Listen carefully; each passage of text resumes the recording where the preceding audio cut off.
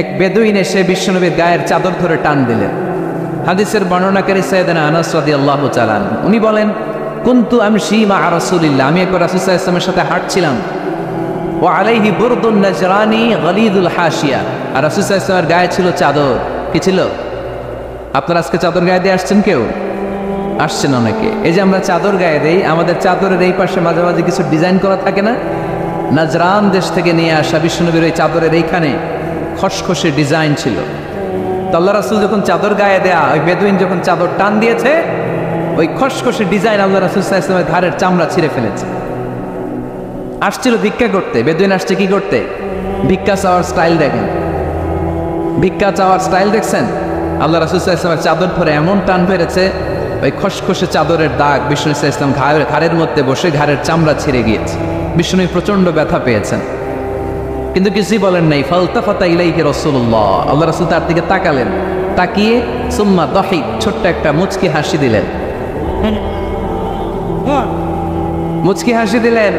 ভিক্ষা করতে আসছে, চাদর ধরে টান মেরা ঘাড়ের চামড়া ছিঁড়ে ফেলছে, আর বলতে শুরু করছে, ইয়া মুহাম্মদ মুরলি মিন মালিল্লাহ, আল্লাহর যে সম্পদ আছে বাইতুল মালের সম্পদ থেকে আমার কিছু দাও, আমার কিছু নাই।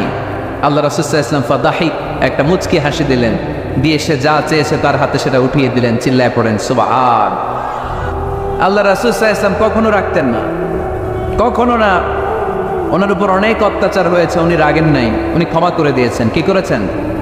আল্লাহ রাসূল সাল্লাল্লাহু আলাইহি ওয়াসাল্লাম যখন মক্কায় নামাজ পড়তেন, আল্লাহ রাসূল সাল্লাল্লাহু আলাইহি ওয়াসাল্লাম যখন রুকুতে যেতেন, সিজদায় যেতেন, পিঠের উপরে পচা উটের নাড়ি ভুড়ি চাপিয়ে দেয়া হতো। আল্লাহ রাসূল কখনো রেগেছেন? কথা বলেন। তায়েফের ময়দানে দাওয়াত দিতে গেলেন, পাথর মারা হলো, তিনি রেগেছেন? বাড়ি থেকে বের করে দেয়া হলো, বাধ্য হয়ে মক্কা থেকে মদিনায় হিজরতে গেলেন। মক্কার দিকে তাকিয়ে তাকিয়ে চোখের পানি ছাড়লেন, আর বললেন, মক্কা তু আহাব্বুল বিলাদ ইলাইয়া, আমার কাছে সবচেয়ে প্রিয় শহর মক্কা শহর। লাউলা উখরিজতু আমা খারাজতু, আমার যদি বের করে দেয়া না হতো মক্কা থেকে জীবনে কোনোদিন আমি বের হতাম না। তারপরও বিশ্বনবী রাগেন নাই। ব্ল্যাক ম্যাজিক করে 6 মাস বিশ্বনবীকে অসুস্থ করে রাখা হয়েছে, তিনি রাগেন নাই। ওনার গায়ের উপর, দেহের উপর অত্যাচার করা হলে বিষ্ণু সাল্লাল্লাহু আলাইহি ওয়াসাল্লাম কখনো রাগেন নাই। মারা হয়েছে, পাথর মেরে রক্তাক্ত করা হয়েছে, পিটানো হয়েছে, আল্লাহ রাসূল সাল্লাল্লাহু আলাইহি ওয়াসাল্লাম কখনো রাগেন নাই। তবে আল্লাহর জমিনে আল্লাহর বিধান লঙ্ঘিত হওয়া মাত্রই বিষ্ণু সাল্লাল্লাহু আলাইহি ওয়াসাল্লাম রেগে যেতেন। পড়েন আল্লাহু আকবার। আল্লাহর বিধান লঙ্ঘিত হতে দিতেন না। যেই লোকটা নামাজ পড়া অবস্থায় উটের পচা নাড়ি ভুড়ি চাপিয়ে দিলে রাগেন না, যাকে পাথর মারা হলে রাগেন না, চাদর ধরে টেনে গায়ের চামড়া ছিঁড়ে ফেললে রাগেন না, ওই ব্যক্তিটা আল্লাহর জমিনে আল্লাহর আইনের বিরুদ্ধে কথা বললে রেগে যেতেন। কারণ এটা আল্লাহর আইন, আল্লাহর আইনে সবাই সমান। এখানে উঁচু নিচু, there is no difference between black and white, between upper and lower, between the richer section of the society and poorer section of the society, between the prime minister, between the member of the parliament and the factory worker, rickshaw puller. Everyone is totally equal, 100% equal in the eyes of Quran and Islam. চিল্লায় বলেন ঠিক কিনা? আল্লাহর চোখে সবাই সমান। ওইখানে প্রধানমন্ত্রী নাই, ওইখানে প্রেসিডেন্ট নাই, ওইখানে এমপি নাই, ওইখানে রিক্সাওয়ালা আর প্রধানমন্ত্রী আর প্রেসিডেন্ট এক কাতারে দাঁড়িয়ে আল্লাহর সেজদা দেয়। চিল্লায় বলেন ঠিক কিনা? নিজেকে আক্রমণ করা হলে রাখতেন না, কিন্তু আল্লাহর জমিনে আল্লাহর বিধান লঙ্ঘিত হলে আল্লাহ রাসূল রেগে যেতেন। মদিনাতে এক মেয়ে চুরিতে ধরা পড়ল। চুরি করলে কি করতে হয়? আস-সারিকু ওয়াস-সারিকাতু ফাকতাউ আইদিয়াহুমা। বাংলাদেশে হাত কাটে, কি করে? জেলে দেয়। আর কি করে? হ্যাঁ, জরিমানা, জামায়াত করে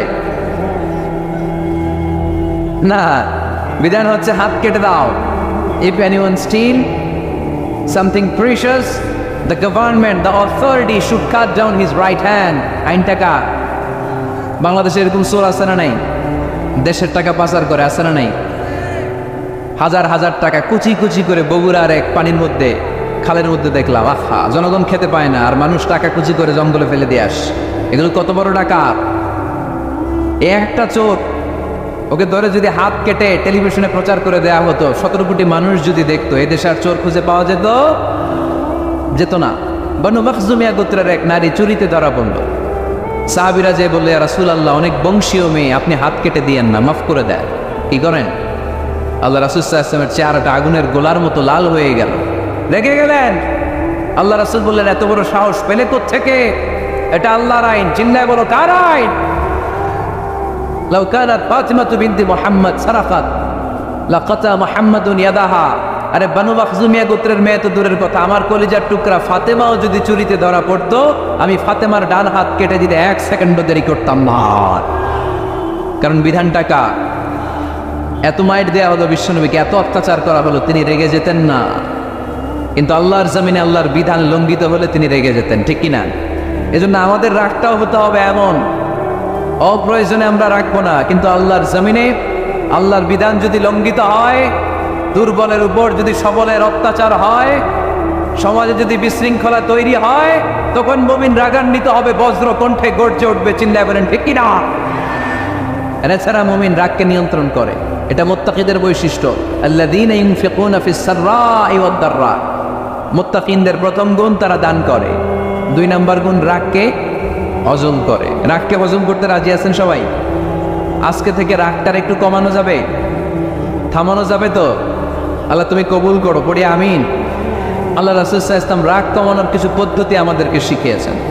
2 সাহাবী ঝগড়া লাগলো, কথার পিঠে কথা, কথার নাম লতা। ঝগড়া করতে করতে এক সাহাবী রেগে মেগে আগুন। আল্লাহ রাসূল দেখতে লাগলেন আর বললেন, ইন্নী লা আ'লামু কালিমা লাউ ক্বালাহা লা যাহাবা দা আনহু। নিশ্চয়ই আমি এমন এক বাক্য জানি, এই বাক্যটা যদি এই সাহাবী পড়ে তাহলে তার রাগ মুহূর্তের মধ্যে ঠান্ডা হয়ে যাবে। ওই সাহাবী বলল, ইয়া রাসূলুল্লাহ বাক্যটা কি আমারে শিখিয়ে দেন, আমি চাই আমার রাগটা যেন থেমে যায়। আল্লাহর রাসূল বললেন, তুমি পড়ো আউযু বিল্লাহি মিনাশ শাইতানির রাজীম। সবাই পড়েন আউযু বিল্লাহি মিনাশ শাইতানির রাজীম। তাহলে রাগ কমানোর দোয়ার নাম কি? সবাই বলেন আউযু বিল্লাহি মিনাশ শাইতানির রাজীম। এটা হচ্ছে 1 নম্বর ফর্মুলা। এটা কয় নম্বর মনে থাকবে? রাগ আসলে এই দোয়াটা পড়বো, মুহূর্তে রাগকে ঠান্ডা করে দিবে কে?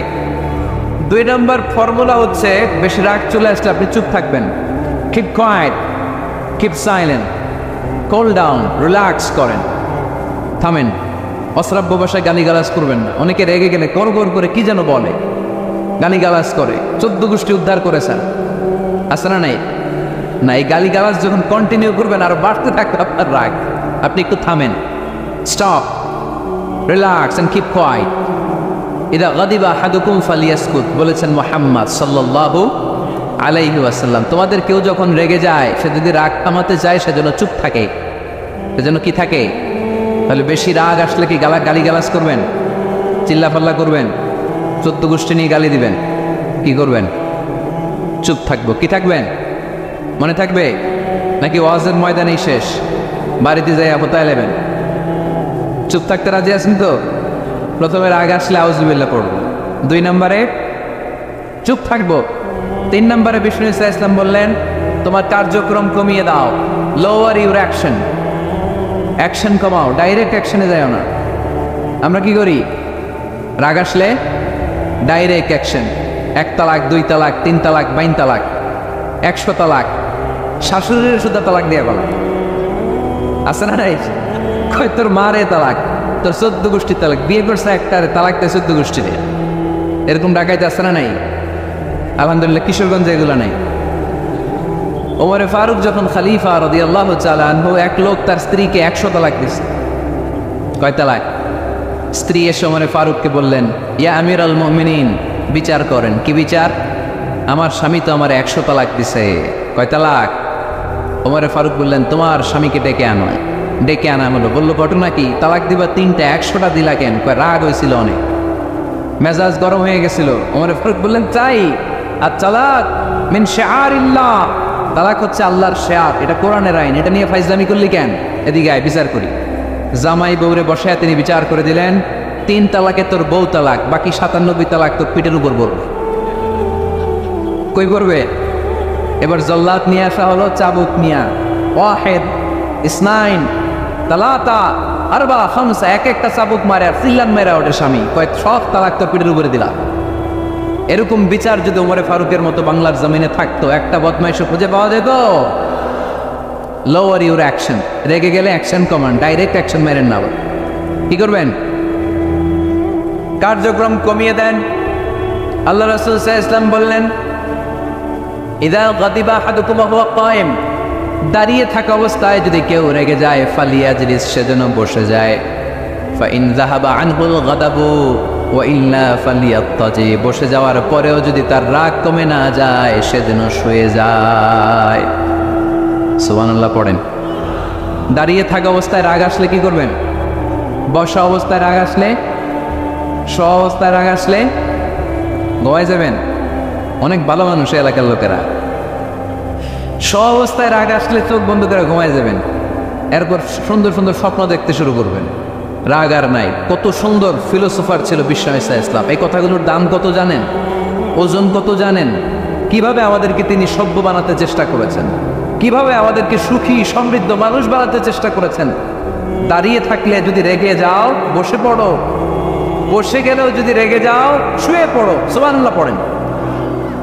তার মানে রাগ কমানোর 1 নম্বর ফর্মুলা আউযুবিল্লাহ পড়বেন, 2 নম্বর ফর্মুলা চুপ থাকবেন, 3 নম্বর ফর্মুলা অ্যাকশন কমিয়ে দিবেন, দাঁড়ালে বসবেন, বসে থাকলে শুয়ে যাবেন। 4 নম্বরে বিশ্বনবী বললেন, তারপরেও যদি তোমার রাগ কমে না যায়, ঠান্ডা পানি দিয়ে ওযু করো, রাগ কমায় দিবে কে? ওযু করেন ঠান্ডা পানি দিয়ে, রাগ কমায় দিবে কে? আল্লাহ রাসূল সাল্লাল্লাহু আলাইহি ওয়াসাল্লাম বলেন, শয়তান ইন্নাল গাদাবা মিনাশ শয়তান, নিশ্চয়ই রাগ আসে শয়তান থেকে। রাগ এনে দেয় কে? একটু আওয়াজ করে বলেন না, এনে দেয় কে? রাগ এনে দেয় শয়তান। ও শয়তানু খুলিকা মিনান নার, শয়তান তৈরি আগুন দিয়ে। শয়তান তৈরি কি দিয়ে? ওয়ান নারু তুতফাউ বিল মা, আর আগুন নিবায় পানি দিয়ে। আগুন নিবায় কি দিয়ে? এজন্য তোমাদের কেউ যখন রেগে যায়, ইদা গাদিবা আহাদুকুম ফালিয়াতাওয়াত্তা, সেজন্য ঠান্ডা পানি দিয়ে ওযু করে তার রাগটারে ঠান্ডা করে দিবে কে? সুবহানাল্লাহ পড়েন। মনে থাকবে সবার। 1 নাম্বার, রাগ আসলে 1 নম্বরে কি করবেন? আউযুবিল্লাহ পড়বেন। 2 নাম্বার, চুপ থাকবেন। 3 নাম্বার, বসে যাবেন, শুয়ে যাবেন। 4 নাম্বার, ওযু করবেন। রাজি আছেন? মাথায় ঠান্ডা পানি দিবেন, চেহারায় ঠান্ডা পানির ঝাপটা দিবেন, দেখবেন আপনার রাগকে ঠান্ডা করে দিছে কে? এজন্য আল্লাহ বললেন, আমার মুত্তাকিদের বৈশিষ্ট্য হলো আল্লাযীনা ইউনফিকুনা ফিস সাররাই ওয়াদ দাররাই ওয়াল কাযিমিনাল গায়যা ওয়াল আফিনা আনিন নাস। মুত্তাকিন বান্দারা সুখে দুঃখে দান করে, রাগ ক্রোধ আসলে এটাকে তারা হজম করে। মুত্তাকিনদের 3 নাম্বার বৈশিষ্ট্য হলো, তাদের সাথে কেউ অন্যায় করলে তারা ক্ষমা করে। সুবহানাল্লাহ পড়েন। কি করবেন? ক্ষমা করে দিবেন। মুত্তাকিদের 3 নাম্বার বৈশিষ্ট্য কি? নাকি অন্তরের মধ্যে দুঃখ কষ্ট রেখে দিবেন? অনেকে আছে অতীতের কষ্ট ভুলতে চায় না, ভুলতে পারে না। কেউ আপনারে ধমকি দিছিল, কেউ আপনার সাথে খারাপ আচরণ করছিল, কেউ আপনারে গালি দিছিল, অনেকে এটারে পেলে পুষে অন্তরে বড় করে রাখে, আছে না নাই? ভুলতে চায় না। মনের ভেতরে রাগ পেলে পুষে রাখা ঠিক না। মনে মনে কয়, তুই আমারে মারছিলি, আমি তোরে মারব। তুই আমারে অপমান করছিলি ওই দিন, যদি একদিন সুযোগ পাই তোরে হতা এলাম। আছে না এরকম? সেই 20 বছর আগে আপনারা সে অপমান করছে, ওইটারে পেলে পুষে আপনি অন্তরে নিয়ে বয়ে বেড়াচ্ছেন। আর এই হিংসা ক্ষোভ যদি রাগ ভিতরে রাখেন, এটা আপনারা জ্বালায় দেয় ভিতরে, জানেন? আর যদি আপনি ক্ষমা করে দেন, একেবারে ঠান্ডা। জানেন এই ফর্মুলা আপনারা? এই জন্য রাগ ক্ষোভ হিংসা কখনো অন্তরে পুষে রাখতে নাই। মা যাদাল্লাহু আবদান বিআফওয়িন ইল্লা ইজ্জান, কোন বান্দা যদি তার অন্য কোনো ভাইকে ক্ষমা করে দেয়, আল্লাহ তাআলা এই ক্ষমাকারীর সম্মান আর মর্যাদাকে বাড়িয়ে দেয়। আল্লাহ তাআলা নিজে ক্ষমাশীল, তিনি ক্ষমা করাকে পছন্দ করেন। তাই আমাদের বেশি বেশি ক্ষমা করা দরকার। এজন্য এখন কেউ যদি আপনার সাথে খারাপ আচরণ করে, আপনার উপর জুলুম করে, অন্যায় করে, কি করবেন? মাফ করে দিবেন। মাফ করতে রাজি আছেন তো? আচ্ছা, সবাই বুঝে শুনে উত্তর দেন। আল্লাহ পাক আমাদের সব গুনাহগুলো ক্ষমা করে দেখ, আমরা চাই কি চাই না? আল্লাহ আমাদেরকে মাফ করুক, আমরা চাই কি চাই না? দেখেন, আমরা কিন্তু ঠিকই আল্লাহর কাছে ক্ষমা চাই, কিন্তু আমরা নিজেরা নিজেদেরকে ক্ষমা করতে পারি না। নিজেরা নিজেদেরকে ক্ষমা করি না। সে আমার সাথে খারাপ আচরণ করছে, আমি ক্ষমা করতে পারি না। ও আমারে গালি দিছিল, আমি ক্ষমা করি না, কিন্তু আমি কিন্তু ঠিকই আল্লাহর কাছে ক্ষমা চাই। মনে রাখবেন কিশোরগঞ্জের ভাইয়েরা, আল্লাহর কাছ থেকে ক্ষমা পেতে হলে আগে ক্ষমা করতে হবে। ঠিক কিনা বলেন? আল্লাহর কাছ থেকে ক্ষমা পেতে হলে আগে কি করতে হবে? ক্ষমা করে দিতে হবে। ইন্নাল্লাহা আল্লাহুম্মা ইন্নাকা আফুউন তুহিব্বুল আফওয়া ফাআফু আন্নি। হে আল্লাহ, আপনি ক্ষমাশীল, আপনি ক্ষমা করাকে পছন্দ করেন, আল্লাহ আপনি আমাকে ক্ষমা করে দেন। কদরের রাত্রে আমরা এই দোয়া করি না যে আল্লাহ আপনি ক্ষমাশীল, আল্লাহ আপনি ক্ষমা করাকে পছন্দ করেন, আল্লাহ আপনি আমাকে ক্ষমা করে দেন। আল্লাহর কাছে আমরা ক্ষমা চাই, কিন্তু আমরা নিজেরা নিজেদেরকে ক্ষমা করতে পারি না। আপনি যদি মুত্তাকি হতে চান, আগে মানুষকে ক্ষমা করতে হবে। রাজি আছেন তো? আল্লাহ রাসূল সাল্লাল্লাহু আলাইহি ওয়াসাল্লাম যে কোনো পরিস্থিতিতে, যে কোনো অত্যাচারের বিপরীতে তিনি ক্ষমা করে দিতেন। সুবহানাল্লাহ পড়ে। আপনারা ওটা বসা করতেছেন কেন? দোয়া করে দেই? হ্যাঁ, না এখনই দোয়া হয়ে যাবে, বসেন, এখনই দোয়া করে দিচ্ছি। কষ্ট হচ্ছে আপনাদের, আমি জানি, অনেক গাদাগাদি, না বললে তো হবে না। এখানে অনেক কষ্ট হচ্ছে আপনাদের। মুত্তাকিদের 5টা বৈশিষ্ট্যের কথা বলেছিলাম, কয়টা? 1 নম্বরে দান করে, 2 নম্বরে রাগকে কমায়, 3 নম্বরে কি করে দেয়? ক্ষমা করে দেয়, মাফ করে দেয়। এজন্য মাফ করার বৈশিষ্ট্য অর্জন করতে হবে প্রিয় ভাইরা। আমরা অনেকেই অন্যের ব্যাপারে অনেক তিক্ত অভিজ্ঞতা, আমারে গালি দিয়েছিল, আমারে ঠকাইছিল, এগুলো বলতে পারি না, আছে না নাই? এগুলো ভুলে যান, বললে দেখবেন সব ঠান্ডা, হৃদয়টা ঠান্ডা। এবং এটা গবেষণায় প্রমাণিত হয়েছে, যারা অন্যকে ক্ষমা করে দেয় এদের রাতের ঘুম ভালো হয়। যারা অন্যকে ক্ষমা করে দেয় এরা স্বস্তিতে থাকে, এদের কোনো মেন্টাল স্ট্রেস থাকে না, এদের হার্ট অ্যাটাক হয় না, এরা স্ট্রোক করে না। আলহামদুলিল্লাহ পড়েন। আল্লাহ রাসূল সাল্লাল্লাহু আলাইহি সাল্লাম একটা ভরা মজলিসে বললেন, এখন এক সাহাবী এসে এখানে বসবে, এই সাহাবীটা জান্নাতি। সব সাহাবারা অবাক, না জানি তিনি কার কথা বললেন। সবাই দেখতে পেলেন, ইন দ্য মিন টাইম এক আনসারি সাহাবী এসে এই জায়গাটাতে বসলো। তার কয়েকদিন পরে আরেকটা ভরা মজলিসে আল্লাহ রাসূল বললেন, এখন এই মাত্র এক সাহাবী এসে এখানে বসবে, এই সাহাবীটা জান্নাতি। ঠিক ওই দিনও ওই আনসারি সাহাবীটা এসে ওইখানে বসেছে। আবার কয়েকদিন পরে আল্লাহ রাসূল সাল্লাল্লাহু আলাইহি ওয়াসাল্লাম বললেন, এই মুহূর্তে এই মজলিসে এমন এক সাহাবী ঢুকবে, এই সাহাবীটা জান্নাতি। সবাই খেয়াল করে দেখলো, ওই যে আনসারি সাহাবীর কথা রাসূল সাল্লাল্লাহু আলাইহি ওয়াসাল্লাম আগে বলেছিলেন, ওই সাহাবী এসে ইন দ্য মিন টাইম ওই জায়গায় বসেছে। চিল্লায় পড়েন সুবহানাল্লাহ। সব সাহাবীরা অবাক হয়ে গেলেন, ঘটনা কি এমন গোপন আমল করে এই সাহাবী, যে গোপন আমলের কারণে তিনটা ভরা মজলিসে বিশ্বনবী এই সাহাবীকে বললেন জান্নাতি। সাইয়েদনা আব্দুল্লাহ ইবনে আমর ইবনুল আস গোপন তথ্য বের করার জন্য এই সাহাবীর বাড়িতে চলে যেয়ে সাহাবীকে সালাম দিয়ে বললেন, ও আনসারী সাহাবী, আমার বাবার সাথে আমার ঝগড়া হয়েছে, আমি 3 দিনের জন্য তোমার বাড়িতে মেহমান হতে চাই। কয়দিনের জন্য? 3 দিন। ওই আনসারী সাহাবী বলল, আহলান ওয়া সাহলান, খুশ আমদেদ, আপনি আমার মেহমান হবেন, এটা তো আমার সৌভাগ্য, আসেন থাকেন, এই ঘরে আমি থাকি, এই ঘরটা ফাঁকা, আপনি এখানে থাকেন। এবার আব্দুল্লাহ ইবনে আমর ইবনুল আস খেয়াল করলেন কোন গোপন আমল করে কিনা, কোন নেক আমল আছে কিনা এই সাহাবীর, যে কারণে 3বার বিশ্বনবী এই সাহাবীরে জান্নাতি বলেছে। 3 দিন টানা 3 দিন লক্ষ্য করার পরে সাইয়েদনা আব্দুল্লাহ ইবনে আমর ইবনুল আস এই সাহাবীর মধ্যে তেমন বিশেষ কোনো নেক আমল, গোপন আমল আর দেখতে পায় নাই। 3 দিন যখন শেষ, যাওয়ার পথে বলে, ভাই আসলে আমার আব্বার সাথে আমার তেমন কোনো ঝগড়া টগড়া হয় নাই। ঝগড়া টগড়া কিছু না, আমি বিশেষ একটা কারণে এসেছি। 3বার বিশ্বনবী তোমাকে জান্নাতি বলে ঘোষণা করেছে, আমি দেখার জন্য এসেছি যে তুমি কি আমল করো, কিন্তু আমি তো বিশেষ কোনো আমল দেখলাম না। নামাজের সময় নামাজ পড়ো, তাহাজ্জুদের সময় তাহাজ্জুদ পড়ো, কোরআন তেলাওয়াতের সময় কোরআন তেলাওয়াত করো, আমি যা ইবাদত করি তাই তো করো, বরং আমার চেয়ে আরো কম করো। কি এমন তোমার আমল যে আমলের কারণে বিশ্বনবী তোমার জান্নাতি বলেছে? সাহাবীটাকে বলে, আব্দুল্লাহ, আমার জীবনে বিশেষ কোনো আমল নেই, এমন কোন আমল আমি আমার জীবনে করি নাই যে আমলের কারণে বিশ্বনবী আমারে জান্নাতি বলে ঘোষণা দিতে পারে। তবে হ্যাঁ, এমন একটি আমল আছে, প্রতি রাতে ওই আমলটা করে আমি বিছানায় ঘুমাতে যাই। প্রতি রাতে এশার নামাজের পরে আমি যখন আমার বিছানায় ঘুমাতে যাই, আমি আমার অন্তরে কারো ব্যাপারে কোনো ঘৃণা, কোনো ক্ষোভ আমার অন্তরে পুষে রাখি না। সুবহানাল্লাহ পড়ে। কোনো ক্ষোভ, কোনো ঘৃণা, কোনো হিংসা, কারো ব্যাপারে অহংকার, জেলাসি, এগুলো অন্তরে নিয়ে আমি ঘুমাই না। আমি যখন ঘুমাতে যাই, আমি সবাইরে ক্ষমা করে দিয়ে, মাফ করে দিয়ে ঘুমাতে চলে যাই। হয়তো এই আমলটা আল্লাহ তাআলার কাছে অত্যন্ত প্রিয় হতে পারে, এই কারণেই হয়তো বিশ্বনবী আমাকে জান্নাতি বলে ঘোষণা করেছে। চিল্লায় পড়তে হবে আল্লাহু আকবার। এজন্য রাতের বেলায় যখন বিছানায় যান সব ভুলে যান। কে গালি দিছিল ভুলে যান, কে ঠকাইছিল ভুলে যান, কে অপমান করেছিল ভুলে যান, কার সাথে মারামারি হয়েছিল ভুলে যান। বিছানায় যাওয়ার আগে সবাইরে মাফ করে দিয়ে একটা প্রশান্ত আত্মা নিয়ে ঘুমাতে যান। ওই সাহাবীর মতো আপনারও জান্নাতি বানাবে কে?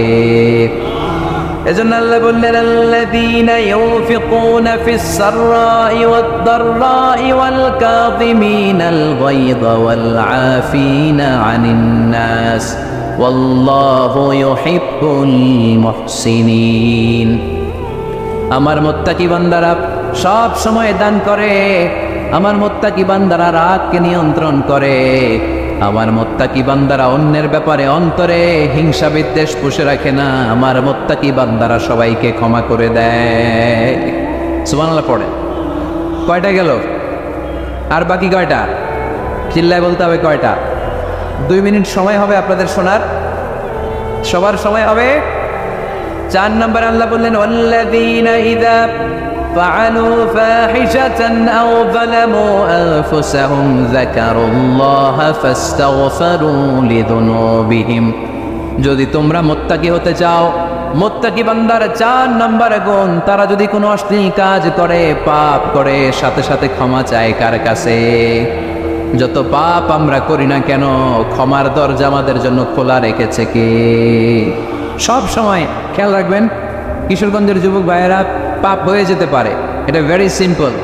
তুমি মিথ্যা বলে ফেলেছো, খাদ্যে ভেজাল দিয়েছো, ওজনে কম দিয়েছো, পরকিয়া করেছো, অবৈধ দৈহিক সম্পর্ক করেছো, ব্লু ফিল্ম দেখেছো, নিজের উপর নফসের উপর জুলুম করেছো, তারপরেও তোমার জন্য ক্ষমার দরজা খোলা রেখেছে কে? মনে রাখতে হবে, আমাদের পাপ যত বড় হোক, তার রহমতের দরিয়া তার চাইতেও বড়, ঠিক কিনা? আমাদের গুনাহ আর অন্যায় যদি হয় খালের পানির সমান, বিলের পানির সমান, আল্লাহর দয়া সাগরের পানির সমান। আমাদের অন্যায় আর পাপ যদি হয় পাহাড়ের সমান, আমার রবের দয়া আকাশের সমান, ঠিক কিনা? বিষ্ণু বলেছেন, কুল্লুকুম খাত্তাউন ওয়া খায়রুল খাত্তাইনা আত-তাওয়াবুন। তোমরা সবাই পাপী। আমরা সবাই কি? আওয়াজ করে বলেন না, আমরা সবাই কি? আমরা যে পাপী, এটা বলতে আপনাদের লজ্জা লাগে? আমরা সবাই কি? শুধু কি পাপী? পাপীর ঘরের পাপী, 14 গোষ্ঠী পাপী। আমি পাপী, আমার বাবা পাপী, আমার মা পাপী, আমার দাদা পাপী, আমরা সবাই পাপী। আল্লাহ রাসূল বললেন, কুল্লুকুম খাত্তাউন, তোমরা সবাই পাপী, ওয়া খায়রুল খাত্তাইন আত-তাওয়াবুন। আর এই পাপীদের মধ্যে সবচেয়ে ভালো পাপী ওই পাপী যেই পাপী পাপ করার পরই তওবা করে, ইস্তেগফার করে, ঠিক কিনা? পৃথিবী না জানুক আমি তো জানি, পৃথিবী না জানুক আমি তো জানি, আমি কি পাপ করেছি হায়। আমার পাপের করলে বিচার, বাঁচার আমার নাই উপায়। দয়াময় প্রভু মাফ করো আমায়,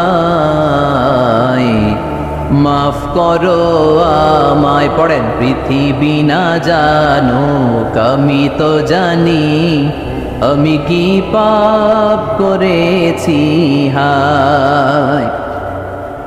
আমার পাপের করলে বিচার, বাঁচার আমার নাই উপায়। দয়াময় প্রভু মাফ করো আমায়, মাফ করো আমায়। চিল্লায় পড়তে হবে সবাই, আমিন। এজন্য আল্লাহ বললেন, আমার মুত্তাকি বান্দারা যদি ভুল করে, আমার মুত্তাকি বান্দারা যদি অন্যায় করে, সাথে সাথে ক্ষমা চায় কার কাছে? ক্ষমার দরজা আমাদের জন্য খোলা আছে না নাই? আমরা যদি ভুল করি, অন্যায় করি, আমরা পড়ি, রব্বানা যালামনা আনফুসানা ওয়া ইন লাম তাগফির লানা ওয়া তারহামনা লানাকুনান্না মিনাল খাসিরিন। ও আল্লাহ, ভুল করেছি, অন্যায় করেছি, পাপ করেছি, গুনাহ করেছি, নফসের উপর জুলুম করেছি, তুমি যদি মাফ না করে দাও, আমাদেরকে মাফ করার দুনিয়াতে কেউ নাই, ঠিক কিনা? এজন্য আল্লাহ বললেন, মুত্তাকিদের 4 নাম্বার গুণ, ভুল হতেই পারে, কিন্তু নিরাশ হয় না, হাল ছেড়ে দিও না, তোমাদের জন্য আমি আল্লাহর ক্ষমার দরজা খোলা আছে না নাই? 24 ঘন্টা খোলা। সকালে ভুল করছেন, মাফ চাইবেন কার কাছে? দুপুরে ভুল হয়েছে, মাফ চাবেন কার কাছে? রাতে ভুল হয়েছে, মাফ চাবেন কার কাছে? কারণ মুমিন বান্দারা জানে ওমাইয়া গফিরুয যুনুবা ইল্লাল্লাহ, মুত্তাকিনরা জানে আল্লাহ ছাড়া গুনাহ ক্ষমা করার কেউ নাই। তাই গুনাহ হলে, পাপ হলে আমরা ক্ষমা চাই কার কাছে? যদি পাপ হয়ে যায়, অন্যায় হয়ে যায়, ওযু করে জায়নামাজটা বিছিয়ে চোখের পানি ছেড়ে দেন। চোখের পানি চোখ বেয়ে নাকের ডগাবে জমিনে পড়ার আগে ওই অনুতপ্ত বান্দার জীবনের সব গুনাহ মাফ করে দেয় কে? চোখের পানি ছেড়ে আল্লাহরে বলেন, আল্লাহ وَمَن يَغْفِرُ الذُّنُوبَ إِلَّا اللَّهُ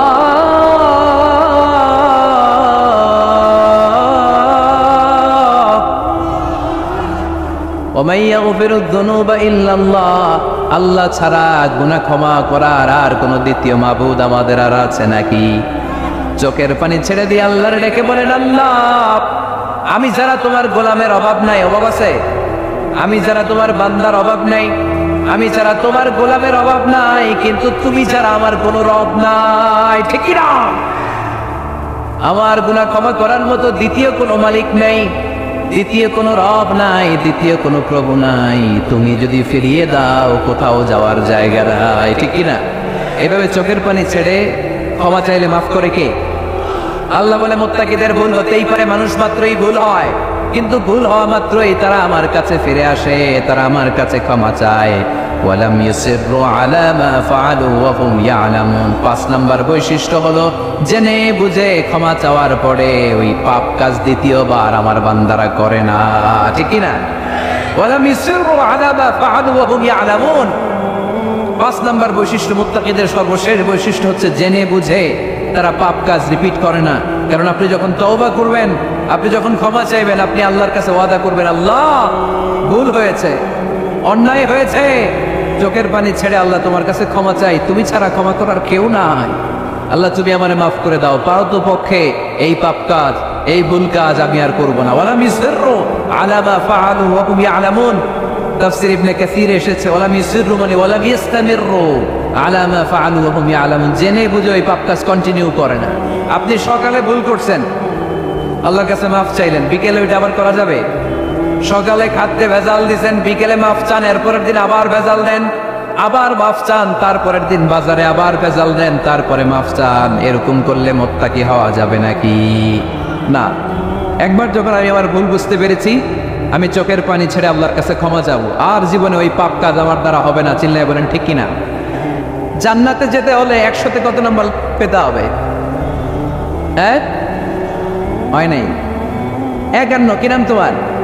হ্যাঁ, ফরহাদ। জান্নাতে যেতে হলে 100তে আমার দরকার 51। 100তে কত লাগবে? ফাআম্মা মান সাকুলাত মাওয়াজিনুহু ফাহুয়া ফি আইশাতির রাদিয়া। সেদিন মিজানের পাল্লা যার ভারী হয়ে যাবে সে আনন্দ উৎসবে থাকবে। তো মিজানের পাল্লা ভারী হওয়ার জন্য 100তে আমার কত পাওয়া লাগবে? কত পাওয়া লাগবে? 51 পেলেই হয়ে যাবে। এজন্য আল্লাহ বলছেন লিয়াবলুয়াকুম আইয়ুকুম আহসানু আমালা, যেটাই করবে ভালোভাবে করবে। আল্লাহ এটা পরীক্ষা করতে চান যে আমরা ভালোভাবে কে কতটুকু আমল করেছি। যারা আরবি বোঝেন, আলেম ওলামা, আপনারা জানেন এখানে আল্লাহ বলেননি লিয়াবলুয়াকুম আইয়ুকুম আকসারু আমালা। আল্লাহ এটা দেখতে চান যে তোমাদের মধ্যে থেকে কে বেশি আমল করে, এটা বলছে আল্লাহ? বলে নাই। আল্লাহ বলেছে লিয়াবলুয়াকুম আইয়ুকুম আহসানু আমালা, যে ভালো করে করে। এজন্য আমরা যাই করি না কেন কি করে করব? আওয়াজ করে বলতে হবে। কেমন করে করব? যে কোনো কাজ করো না ভাই, যে কোনো কাজ করো তা যেন হয় সবার চেয়ে সবচেয়ে সুন্দর। পড়েন, যে কোনো কাজ করো না ভাই, যে কোনো কাজ করো তা যেন হয় সবার চেয়ে সবচেয়ে সুন্দর। পড়েন, যে কোনো কাজ করো না ভাই, যে কোনো কাজ করো তা যেন হয় সবার চেয়ে সবচেয়ে সুন্দর। হোক না সেটা পড়া লেখা, রঙের ভাষায় ছবি আঁকা। পড়েন, হোক না সেটা পড়া লেখা, রঙের ভাষায় ছবি আঁকা। হোক না সেটা সামান্য কাজ কিংবা মহত্তর, তা যেন হয় সবার চেয়ে সবচেয়ে সুন্দর। যে কোনো কাজ করো না ভাই, যে কোনো কাজ করো, তা যেন হয় সবার চেয়ে সবচেয়ে সুন্দর। চিৎকার করে বলেন ঠিক কিনা? আমরা যেটাই করি না কেন এটা ভালো করে করার দরকার আছে না নেই? এজন্য কাজে আর শ্রমে কোনো লজ্জা নাই। লজ্জা হচ্ছে অলসতায়। লজ্জা কিসে? অলসতায়। বাল্লিগু আন্নি ওয়ালাউ আয়া, একটি আয়াত, একটি বাক্য হলেও আল্লাহ রাসূল বলেছেন আমার থেকে মানুষের কাছে পৌঁছে দাও। আমরা সবাই দাঈ ইলাল্লাহ। আমি বেশি জানি তো আমি বেশি শোনাবো, আরেকজন কম জানে তো কম শোনাবে। একজন জানে শুধু লা ইলাহা ইল্লাল্লাহ, সে ওইটারই দাওয়াত দিবে, ঠিক কিনা? এজন্য আজকে আমরা মুত্তাকি কাকে বলে, তাদের বৈশিষ্ট্য কি, এটা জেনে যাব। আল্লাহ মুত্তাকিদের বৈশিষ্ট্যে প্রথমে বলেছেন আল্লাযীনা ইউনফিকুনা ফিস সাররাই ওয়াদ দাররা। মুত্তাকি হচ্ছে তারা যারা সচ্ছল অসচ্ছল উভয় অবস্থায় আল্লাহর রাস্তায় দান করে। দান করলে খুশি হয় কে? সাদাকা করলে খুশি হয়ে যায় কে? যাকাত দিলে খুশি হয় কে? দে যাকাত, দে যাকাত, তোরা দে রে যাকাত, তোর দিল খুলবে পরে, আগে খুলু খাত। দে যাকাত, দে যাকাত, তোরা দে রে যাকাত। পড়েন আমিন। আপনার দিল পরে খুলবে, আগে খুলতে হবে কি? হাত। আল্লাযীনা ইউনফিকুনা ফিস সাররাই ওয়াদ দাররা। আল্লাহ বললেন আমার মুত্তাকি বান্দার প্রথম গুণ আল্লাযীনা ইউনফিকুনা ফিস সাররাই ওয়াদ দাররাই ওয়াল কাযিমিনাল গায়যা ওয়াল আফিনা আনিন নাস ওয়াল্লাহু ইউহিব্বুল মুহসিনিন। সুবহানাল্লাহ পড়ে। আল্লাযীনা ইউনফিকুনা ফিস সাররাই ওয়াদ দাররা, আমার মুত্তাকি বান্দারা সচ্ছল অসচ্ছল উভয় অবস্থায় দান করে। যখন তাদের কাছে বেশি টাকা থাকে তখন তারা বেশি দান করে, যখন কম থাকে কম দান করে, কিন্তু দান করে, ঠিক কিনা? দান করার ধারাবাহিকতা কখনো থামায় না। এখন আপনি সচ্ছল, অনেক টাকা তো বেশি দেন, এক সময় অর্থের টানাপোড়েন যাচ্ছে, সমস্যা যাচ্ছে, তো ওই সময় কম দেন। বছরে আপনি অবস্থা ভালো থাকে 10,000 টাকা সাদাকা করেন, যখন অবস্থা খারাপ 10 টাকাও কি সাদাকা করা যাবে না? তার মানে ইনফিকুনা ফিস সাররাই ওয়াদ দাররা, সুখে দুঃখে সব সময় যে দেয় তার নাম মুত্তাকি। সুখে দুঃখে সব সময় যে দেয় তার নাম।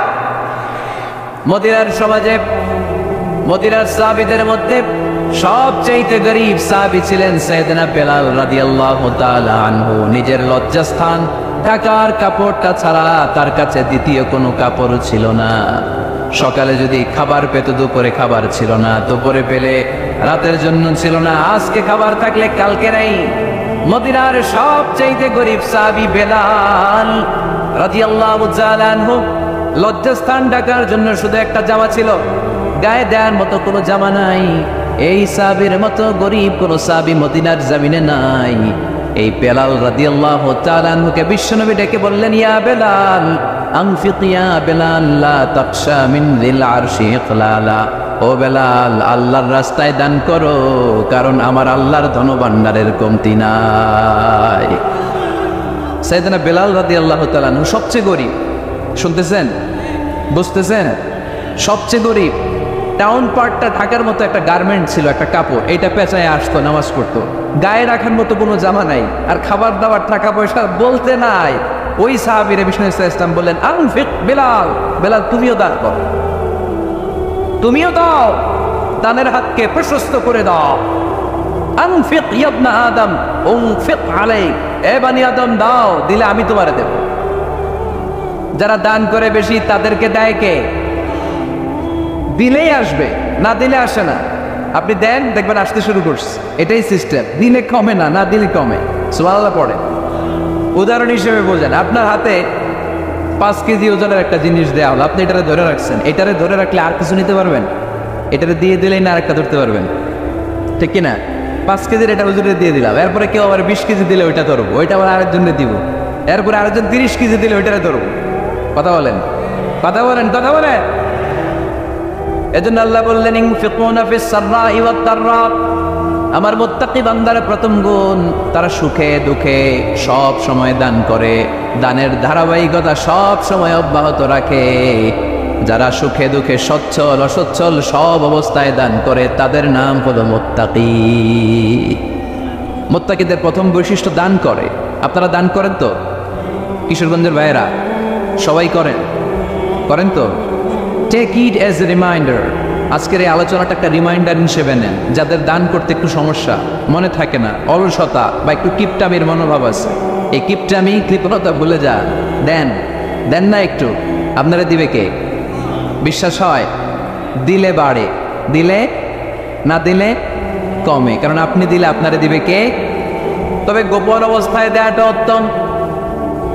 প্রকাশ্য দান করলে আল্লাহ কবুল করেন, ওইটাতেও সওয়াব আছে, কিন্তু গোপনে দান করলে বেশি খুশি হয় কে? গোপনে দান করলে আল্লাহর রাগ ক্রোধ কমে যায়। আপনার কোনো পাপের কারণে আল্লাহ যদি আপনার উপর রেগে থাকে, আপনি গোপনে কিছু দান করে দেন, ওই রাগটা মুহূর্তেই ঠান্ডা হয়ে যাবে। 7 শ্রেণীর ব্যক্তিকে আল্লাহ তাআলা আরশের নিচে ছায়া দিবে কিয়ামতের দিন, যেদিন আকাশের সূর্যটা মাথার কাছে চলে আসবে, জমিনটা তামার জমিন হয়ে যাবে, তৃষ্ণায় মানুষের জিহ্বা বের হয়ে কুকুরের মতো নাভির সামনে ঝুলতে থাকবে। সূর্যের প্রচন্ড কিরণ আর তাপে মাথার মগজগুলো গলে গলে নাকের ছিদ্র আর কানের ছিদ্র দিয়ে ভাতের মাড়ের মতো টপ টপ করে বেয়ে বেয়ে পড়বে। আল্লাহর আরশের ছায়া ছাড়া সেদিন আর কোনো ছায়া থাকবে না। বিষ্ণু বললেন 7 শ্রেণীর ব্যক্তিকে আল্লাহ তাআলা সেদিন আরশের নিচে ছায়া দিবে। তার মধ্যে থেকে 1 শ্রেণীর ব্যক্তি, কিশোরগঞ্জের ভাইয়েরা খেয়াল করে শুনেন, তার মধ্যে 1 শ্রেণীর ব্যক্তি হচ্ছে রাজুলুন তাসাদ্দাকা বিসাদাকা ফাআখফাহা। 1 শ্রেণীর ব্যক্তি হচ্ছে ওই ব্যক্তি যে গোপনে আল্লাহর জন্য দান করে। হাত্তা লা তা'লামু শিমালুহু মা তুনফিকু ইয়ামিনুহু, এমন গোপনে এসে আল্লাহর রাস্তায় দান করে দেয়, তার ডান হাত কি দান করেছে বাম হাত টের পায় না। ডান হাত কি দিল, বাম হাত দেখে নাই। অন্য মানুষ জানা তো দূরের কথা, এই গোপন দান আমার আল্লাহর কাছে খুব প্রিয়।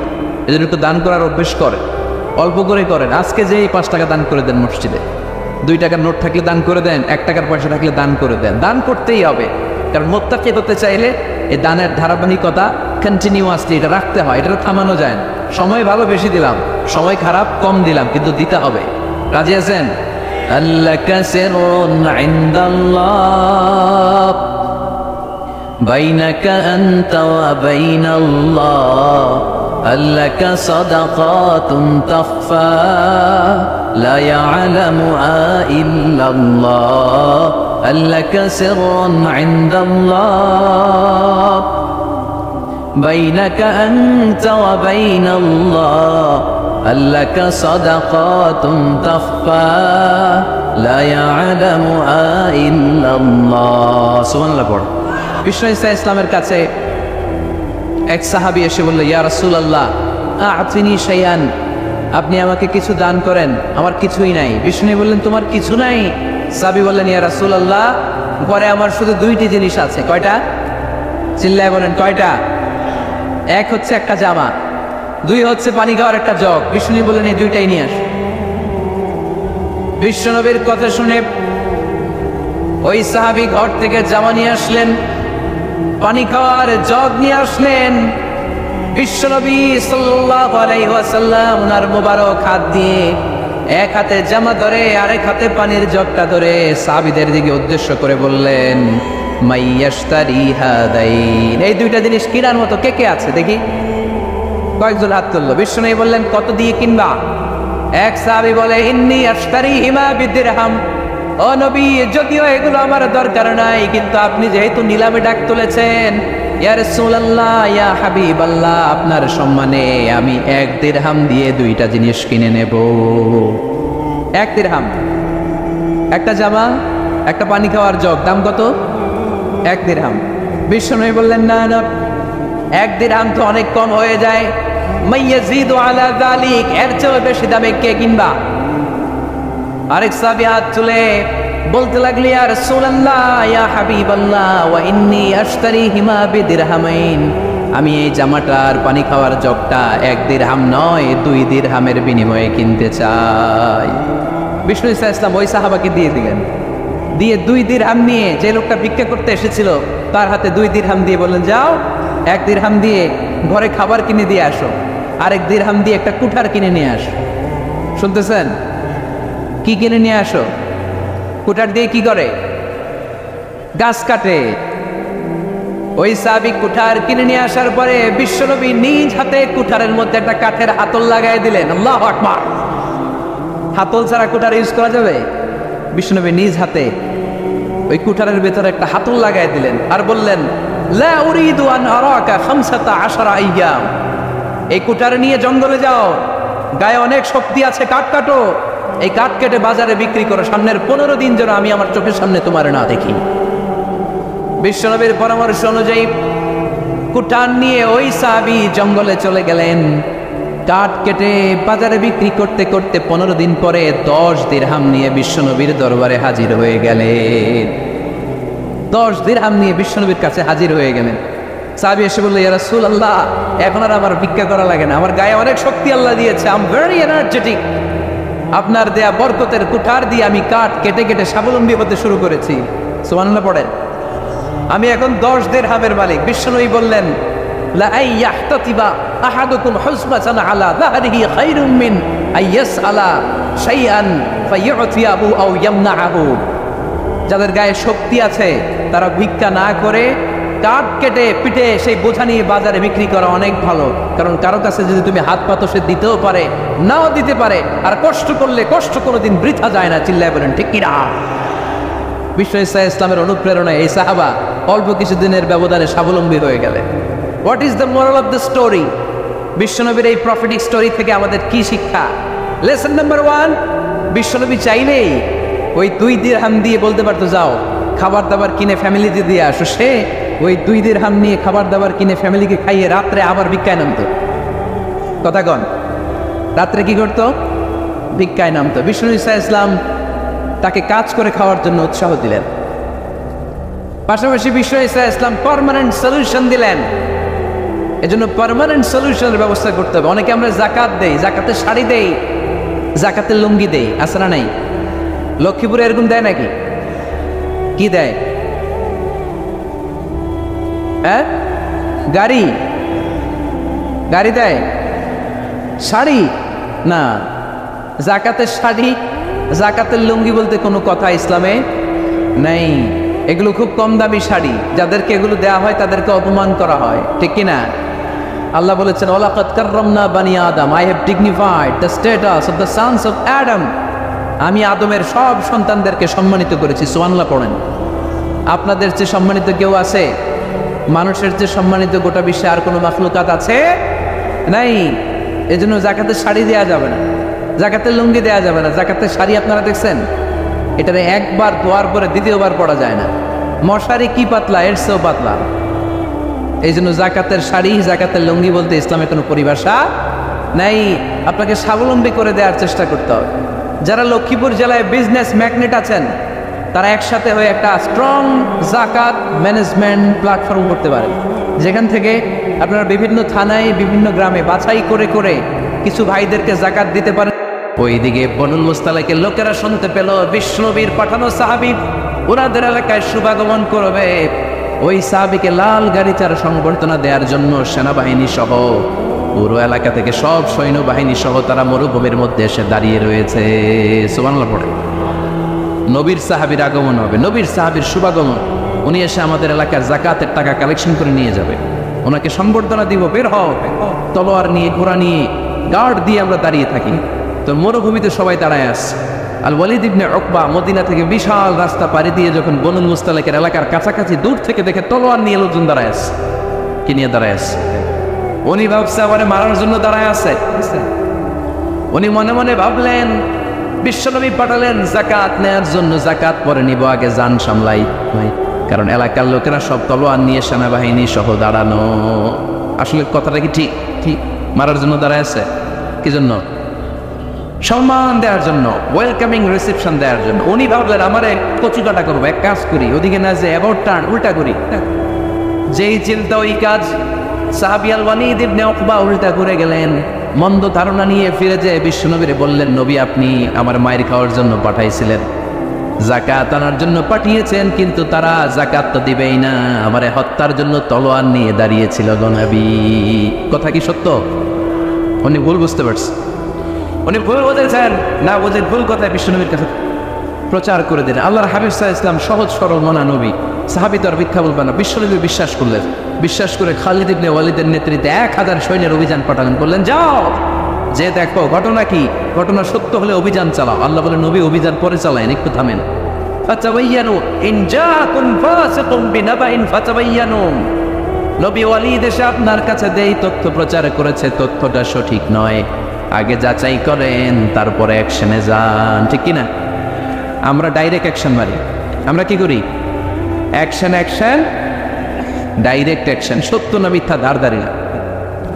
আল্লাহ বললেন নবী অভিযান চালাবেন না, ওয়ালিদ যেই কথা আপনারে বলেছে এই কথাটা সত্য নয়।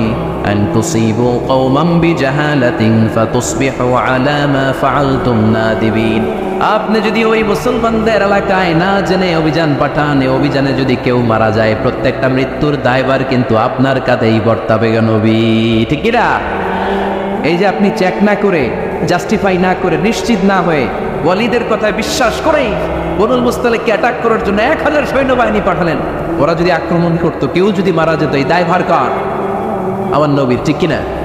নবীকে শিখানোর মাধ্যমে আল্লাহ তাআলা গোটা উম্মাহকে শিখাই দিলেন, ইন জাআকুম ফাসিকুম বিনাবাইন ফাতাবায়ানু, কেউ যদি খবর নিয়ে আসে শুনেই বিশ্বাস করো না, আগে যাচাই করো, আগে চেক করো, তারপরে বিশ্বাস করবা, ঠিক কিনা? তাহলে এখন থেকে একটা কিছু শুনলে বিশ্বাস করবেন? একজন এসে বললো ভাইজান আপনার মেয়েরে দেখলাম আরেক ছেলের সাথে বাজারে ঘোরাফেরা করে, ওই রমনার বটমূলে দেখলাম আপনার মেয়ে আরেক ছেলের নিয়ে পষ্টি নষ্টি করে, লোকের কথা বিশ্বাস করে বাসায় যে মেয়ের চুলের মধ্যে ধরে মাইর, আইজো মায়ের কাইলো মাইর, এরকম হইতে পারে না? হয়তো ওই লোক আপনার মেয়ের মতো দেখতে আরেক মেয়েকে দেখছে, এরকম হয় কিনা সমাজে? একজন এসে বললো ভাই আপনি এখানে বাবিরও তো দেখলাম ওই জায়গায় আরেক লোকের সাথে ঘোরাফেরা করতেছে, খবর রাখেন না আমার সাথে? আপনি দেখে মেয়েকে, ঘটনা কি? আমার খেয়ে আমার পরে আরেকজনের সাথে, যে এই বাড়িতে যে মাই, কোনো কথা নেই। দেখবেন যে ছোট্ট মারামারি থেকে এই ঘটনা অনেক সময় বিচ্ছেদ বা ডিভোর্স পর্যন্ত গড়ায়, ঠিক কিনা? ওই যে শোনা কথায় কান দিয়েছেন, ফাতাবায়ানু, আপনি চেক করেন নাই, হয়তো আপনার স্ত্রীর মতো দেখতে বা আপনার স্ত্রী যে জামা পরে, যে পোশাক পরে, এরকম পোশাক পরে আরেক নারীকে দেখছে, আপনার বউ না এটা। আপনার মেয়ের ব্যাপারে যে তথ্য দিয়েছে এটা সঠিক নয়, সে আপনার মেয়ের মতো আরেকটা মেয়েকে দেখেছে, এসে আপনার কাছে বলে দিছে, আপনি বিশ্বাস করছেন। ভেজাল আছে না নাই? এই ভেজালগুলোকে থামানোর জন্য কোরআনে এই বিধানগুলো নাজিল করেছে কে? তাহলে ফরিদপুরের ভাইয়েরা 3 নাম্বার গাইডলাইন, সমাজটাকে সুন্দর রাখার তথ্য একটা শুনলেই বিশ্বাস করবেন না। সিলে কান নিয়ে গেছে শুনলেই সিলের পিছনে তো নাকি কি করবেন? আগে কানে হাত দিয়ে একটু দেখবো কান দুইটা আছে না নাই, তারপরে চিলের পেছনে দৌড়াস। তাহলে এখন থেকে আমরা তথ্য একটা শুনলে বিশ্বাস করব, তাহলে কি করবেন? বলতে হবে কি করবেন? যাচাই বাছাই, জাস্টিফিকেশন অফ দ্য নিউজ।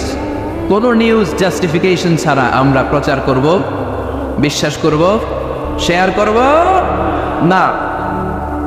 4 নম্বরে আল্লাহ বললেন, ইয়া আইয়ুহাল্লাযীনা আমানু লা ইয়াসফার কওমুম মিন কওম, ওহে আমার ইমানদার বান্দারা শোনো শোনো, খবরদার কখনো কোনো মুমিন বান্দারে ঠাট্টা করো না, অবজ্ঞা করো না, ঠাট্টা করো না।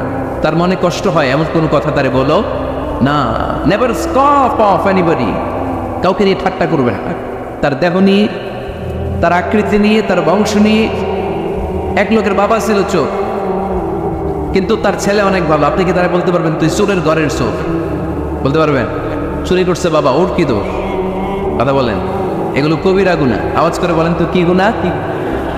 কবিরা গুনাহ। কারো আকৃতি নিয়ে, আমার ফরিদপুরের কলেজের টুকরা যুবক ভাইরা, কারো আকৃতি নিয়ে কখনো অবজ্ঞা করবে না, তুচ্ছ জ্ঞান করবে না। এটা কবিরা গুনাহ, এটা আল্লাহ খুব অপছন্দ করেন। এর কারণ আকৃতিটা আমাদের হাতে নাই। আমাদের কারো নাক লম্বা, কারো খাটো, আমরা কেউ কালো, কেউ সাদা, আমরা কেউ স্মার্ট, কেউ অন্যরকম। তো এই যে আমাদের এক এক ধরনের আকৃতি, এটা কি আমি বানাইছি? আপনি বানাইছেন? দিছে কে? এই জন্য কারো দেহের গঠন নিয়ে যদি আপনি অবজ্ঞা করেন, এটা প্রক্ষান্তরে আপনি স্রষ্টাকে নিয়ে অবজ্ঞা করবেন। কারো দেহের আকৃতি নিয়ে যদি আপনি তুচ্ছ করেন, তাকে তুচ্ছ করেননি, আমার রবকে আপনি তুচ্ছ করেছেন। চিল্লায় বলেন ঠিক কিনা? খবরদার, তুই কালু, তুই লম্বু, তুই মোটু, তুই কানা, তুই রোহিঙ্গা, আছে না নাই? ইদানিং ইদানিং এটা খুব চলে। এই রোহিঙ্গা নামটা আছে না, ফরিদপুরে এগুলো ঢুকে নাই না? আমাদের ওইদিকে দেখি কি অবস্থা, কারোর সাথে কেউ লাগলেই তুই রোহিঙ্গা। কি আশ্চর্য, এই গালি কবে আসলো? হ্যাঁ, অনেক ধরনের গালি। ঢাকায় আর একটা চলে ফৈন্যের ভূত, কি বলে এই, এগুলো আগে শুনি নাই আমরা, রিসেন্ট এগুলো বলা শুরু করছে, ফৈন্যের ভূত, রোহিঙ্গা। না, এগুলো বলে আপনি কাউকে অবজ্ঞা করতে পারবেন? পারবেন না। খবরদার, এটা কবিরা গুনাহ, এটা ছোট গুনাহ মনে করবেন না। কারণ আকৃতি নিয়ে তুচ্ছ করা যায় না, কারণ আকৃতি দান করেছে কে? ওয়াল্লাযী ইউসাউবিরুকুম ফিল আরহামি কাইফা ইয়াশা লা ইলাহা ইল্লা হুয়াল আজিজুল হাকীম। তিনি এমন সত্তা যিনি তোমাদের চেহারার অবয়ব দিয়েছেন, তোমাদের আকৃতি দান করেছেন তখন যখন তোমরা মায়ের পেটের ভেতরে ছোট্ট জোকের মতো ছিলা। মায়ের পেটের ভেতরে আমরা যখন সবাই এত ছোট্ট, তখনই আমাদের চেহারার আকৃতি দিয়েছে কে? কে সুন্দর হব, কে ছেলে হব, কে মেয়ে হব, কে মোটা হব, কে চিকন হব, আমার ইচ্ছা বেশি? আওয়াজ করে বলতে হবে, কার ইচ্ছায়? প্রত্যেককে যদি আল্লাহ প্রত্যেকের নিজের চেহারা ডিজাইন করতে দিতেন, আল্লাহ যদি বলতেন তোমার চেহারাটা কেমন হবে তুমি ডিজাইন করো, তাহলে আপনি আপনারা কেমন বানাতেন? হ্যাঁ বলেন, ফরিদপুরের বাইরে বলেন, সুন্দর করে বানাতেন তাই না? সবচেয়ে স্মার্ট, সবচেয়ে সুন্দর করে আমি আমার চেহারাটা বানাতাম যদি আমাকে ডিজাইন করার সুযোগ দেওয়া হতো। কিন্তু এই সুযোগ তো আল্লাহ দেন নাই। ডিজাইন স্বয়ং করে দিয়েছেন কে? কোন নারীকে যদি আল্লাহ বলতে এই নারীরা তোমাদের চেহারা কার কেমন লাগবে তোমরা বানাও, প্রত্যেক নারী কি করতো? বিশ্ব সুন্দরী করে নিজেকে বানাতো। খুব ধরার মতো বড় জায়গা সে নিজের জন্য রাখতো না, ঠিক কিনা? কিন্তু এটা আল্লাহ দেন নাই। এই আকৃতিটা আমাদেরকে সরাসরি দান করেছেন কে? খবরদার, আমাদের অনেকে বিকলাঙ্গ, আমাদের অনেকের হাত ছোট, পা বড়, দেখতে মোটা, কেউ চিকন, কেউ কালো। খবরদার, কারণ আকৃতি নিয়ে কখনো কোনো অবজ্ঞার সুরে, ঠাট্টার সুরে কোনো কথা আমরা বলবো না। রাজি আছেন? সবাই রাজি আছেন? আল্লাহ রাসূল সাল্লাল্লাহু আলাইহি ওয়াসাল্লামের এক সাহাবী ছিল না, ইবনে মাসউদ রাদিয়াল্লাহু তাআলা আনহু। ওনার পায়ের নলা ছিল খুব চিকন, অস্বাভাবিক চিকন, স্বাভাবিক না। তো উনিও এটা ঢেকে রাখতেন, দেখাতেন না কাউকে। একদিন উনি খেজুর পাড়ার জন্য খেজুর গাছে উঠলেন। খেজুর গাছে ওঠার পরে নিচ থেকে সাহাবারা পায়ের চিকন নলা দেখে ফেলছে। দেখে সবাই হাসি, সবাই হেসে কোটি কোটি। বিশ্বনবী বললেন হেসো না, খবরদার, আবার ইবনে মাসউদের পায়ের চিকন নলা দেখে হেসো না। আমার ইবনে মাসউদের এই পায়ের চিকন নলা যদি মিজানের পাল্লায় উঠিয়ে দেয়া হয়, কিয়ামতের দিন উহুদ পাহাড়ের চেয়েও ভারী হয়ে যাবে। খবরদার, আমার ইবনে মাসউদকে আমার আল্লাহ অনেক পছন্দ করে, তার পা চিকন দেখে তাকে তুচ্ছ করো না। আল্লাহর হাবিব সাল্লাল্লাহু আলাইহি ওয়াসাল্লামের 11 জন স্ত্রীর মধ্যে থেকে একজন স্ত্রী ছিলেন একজন স্থূল আকৃতির, অবিসিটি ছিল, একটু মোটা। ওনার নাম ছিল সাফিয়া রাদিয়াল্লাহু তাআলা আনহা। আম্মা জান আয়েশার সাথে একবার সাফিয়ার ঝগড়া, নবীদের বউদের মাঝে মাঝে মাঝে ঝগড়া হতো, তবে সেটা হতো মধুর ঝগড়া। সুবহানাল্লাহ পড়েন। আম্মা জান আয়েশা রাদিয়াল্লাহু তাআলা আনহার বাসায় একদিন বিশ্বনবী বসা ছিলেন, আর একজন স্ত্রী, বিশ্বনবীর আরেকজন স্ত্রী রান্না করে কিছু খাবার আম্মা জান আয়েশার ঘরে পাঠিয়েছেন। এক দাসী দিয়ে বলল যাও এটা আয়েশার ঘরে দিয়ে আসো, কারণ নবী আয়েশার ঘরে। আম্মা জান আয়েশা রাদিয়াল্লাহু তাআলা আনহা বললেন এগুলো কি? ওই দাসী বলে তরকারি। কে দিছে? অমুক স্ত্রী। কেন দিয়েছে? আমি কি রান্না করতে পারি না? তোমরা রান্না তোমরা খাও। এই কথা বলে পাতিল সহ উড়ায় মারছে চেহারা। এর কারণ ওনারা মানুষ ছিলেন, মানবীয় ব্যাপারগুলো ওনাদের মধ্যেও কাজ করত। আবার এক স্ত্রী ঝোল দিয়ে রান্না করে কিছু খাবার নিয়ে এসেছে, আম্মা জান আয়েশা রেগে মেগে ওই ঝোল নিয়ে ওই স্ত্রীর গালের মধ্যে মেখে দিয়েছেন। বিশ্বনবীর আরেক বউয়ের গালের মধ্যে ওই ঝোল লাগাই দিস। এবার ওই স্ত্রী বিশ্বনবীর কাছে যেয়ে বলে ইয়া রাসূলুল্লাহ, দেখেন আয়েশারে আপনি বেশি আদর করেন তো, দেখেন কি করে আমাদের সাথে, এই যে আমাদের গালের মধ্যে ঝোল মাখাই একবার মেকআপ বানাই দিচ্ছে।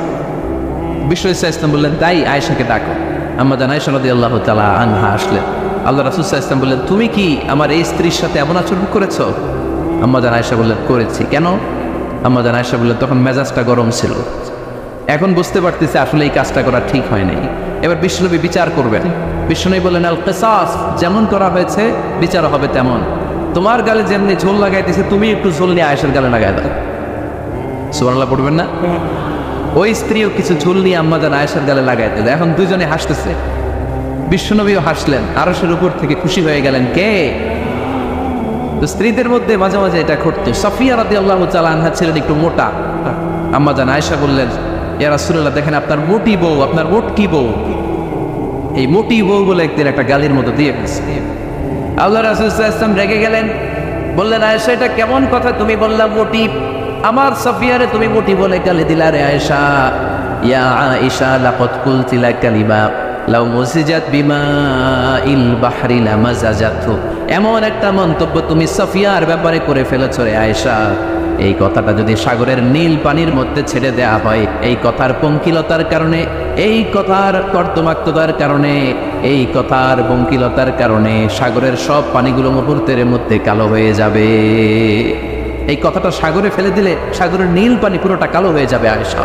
খবরদার, কাউকে তুচ্ছ করে অবজ্ঞা করে কখনো কিছু বলা যাবে না। এই জিহ্বাটা এটা ভয়ঙ্কর একটা অঙ্গ, বেশিরভাগ পাপ এই জিহ্বা দিয়ে হয়। কি দিয়ে হয়? এই জন্য সাহাবারা জিহ্বা ধরে মাঝে মাঝে জিহ্বার মধ্যে ব্যাত মারতেন আর বলতেন, জিহ্বা তোর জন্য আমি আটকে যাবো কিয়ামতের দিন। নিজের জিহ্বার মালিক নিজে হন, আপনার জিহ্বার মালিক যেন শয়তান না হয়ে যায়। জিহ্বা আপনার, শয়তানের ভাষায় আপনি কথা বলেন কেন? খবরদার, প্রতিটা কমেন্ট, প্রতিটা কথা, প্রতিটা মন্তব্য, এগুলোর ব্যাপারে কিয়ামতের দিন পাই টু পাই করে আপনার কাছে আল্লাহর সুপ্রিম কোর্টের কাঠ গড়ায় দাঁড় করিয়ে আপনারা জিজ্ঞেস করবে কে? এজন্য বিশ্বনবী বলছেন, মাইয়াতমাননি মা বাইনা লিহিয়াইহি ওয়া মা বাইনা রিজলাইহি আতমান লাহুল জান্নাহ, আমার কোন উম্মত যদি দুইটা অঙ্গের গ্যারান্টি আমারে দেয়, আমি আমার উম্মতকে জান্নাতের গ্যারান্টি দেব। দুইটা অঙ্গের, একটা হলো জিহ্বা আর একটা লজ্জাস্থান। দুই চোয়ালের মাঝে যা থাকে লিজ্জা, জিহ্বা, আর দুই পায়ের মাঝখানে যা থাকে লজ্জাস্থান, এই দুইটা অঙ্গের গ্যারান্টি যদি বিশ্বনবীকে আপনি দেন যে নবী জিহ্বা আর লজ্জাস্থান এই দুইটা অঙ্গের কোনো পাপ আমি করব না, নবী বলে আমি দুনিয়ায় তোমার জান্নাতের গ্যারান্টি দিলাম। এই জন্য জিহ্বাটারে সামলান, যা মনে চাই বললেন না। খবর আছে না নাই? খবর আছে।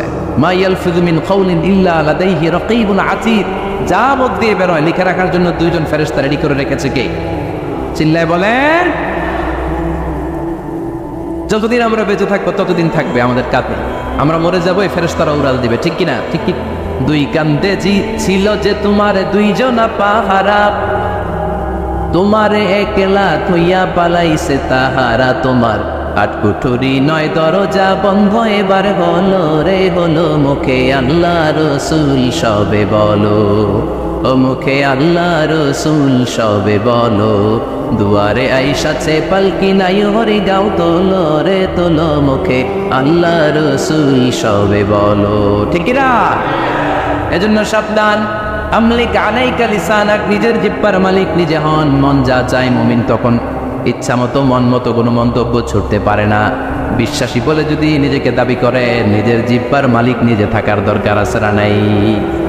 তাহলে 4 নম্বরে আল্লাহ বললেন, লা ইয়াসখার কওমুন মিন কওম, কেউ কাউরে ঠাট্টা করবো না আমরা, অবজ্ঞার সুরে কোনোদিন কাউরে কোনো কথা বলবো না। রাজি আছেন? সবাই রাজি? কষ্ট হচ্ছে? হ্যাঁ, আরো কিছু সময় চলবে? চলবে?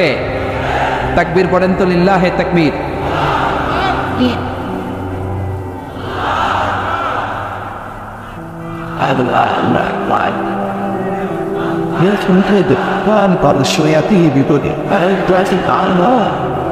আপনাদের গরমকে দেরি রাখেন, আমি হওয়ার আগে সেটা যাচ্ছি।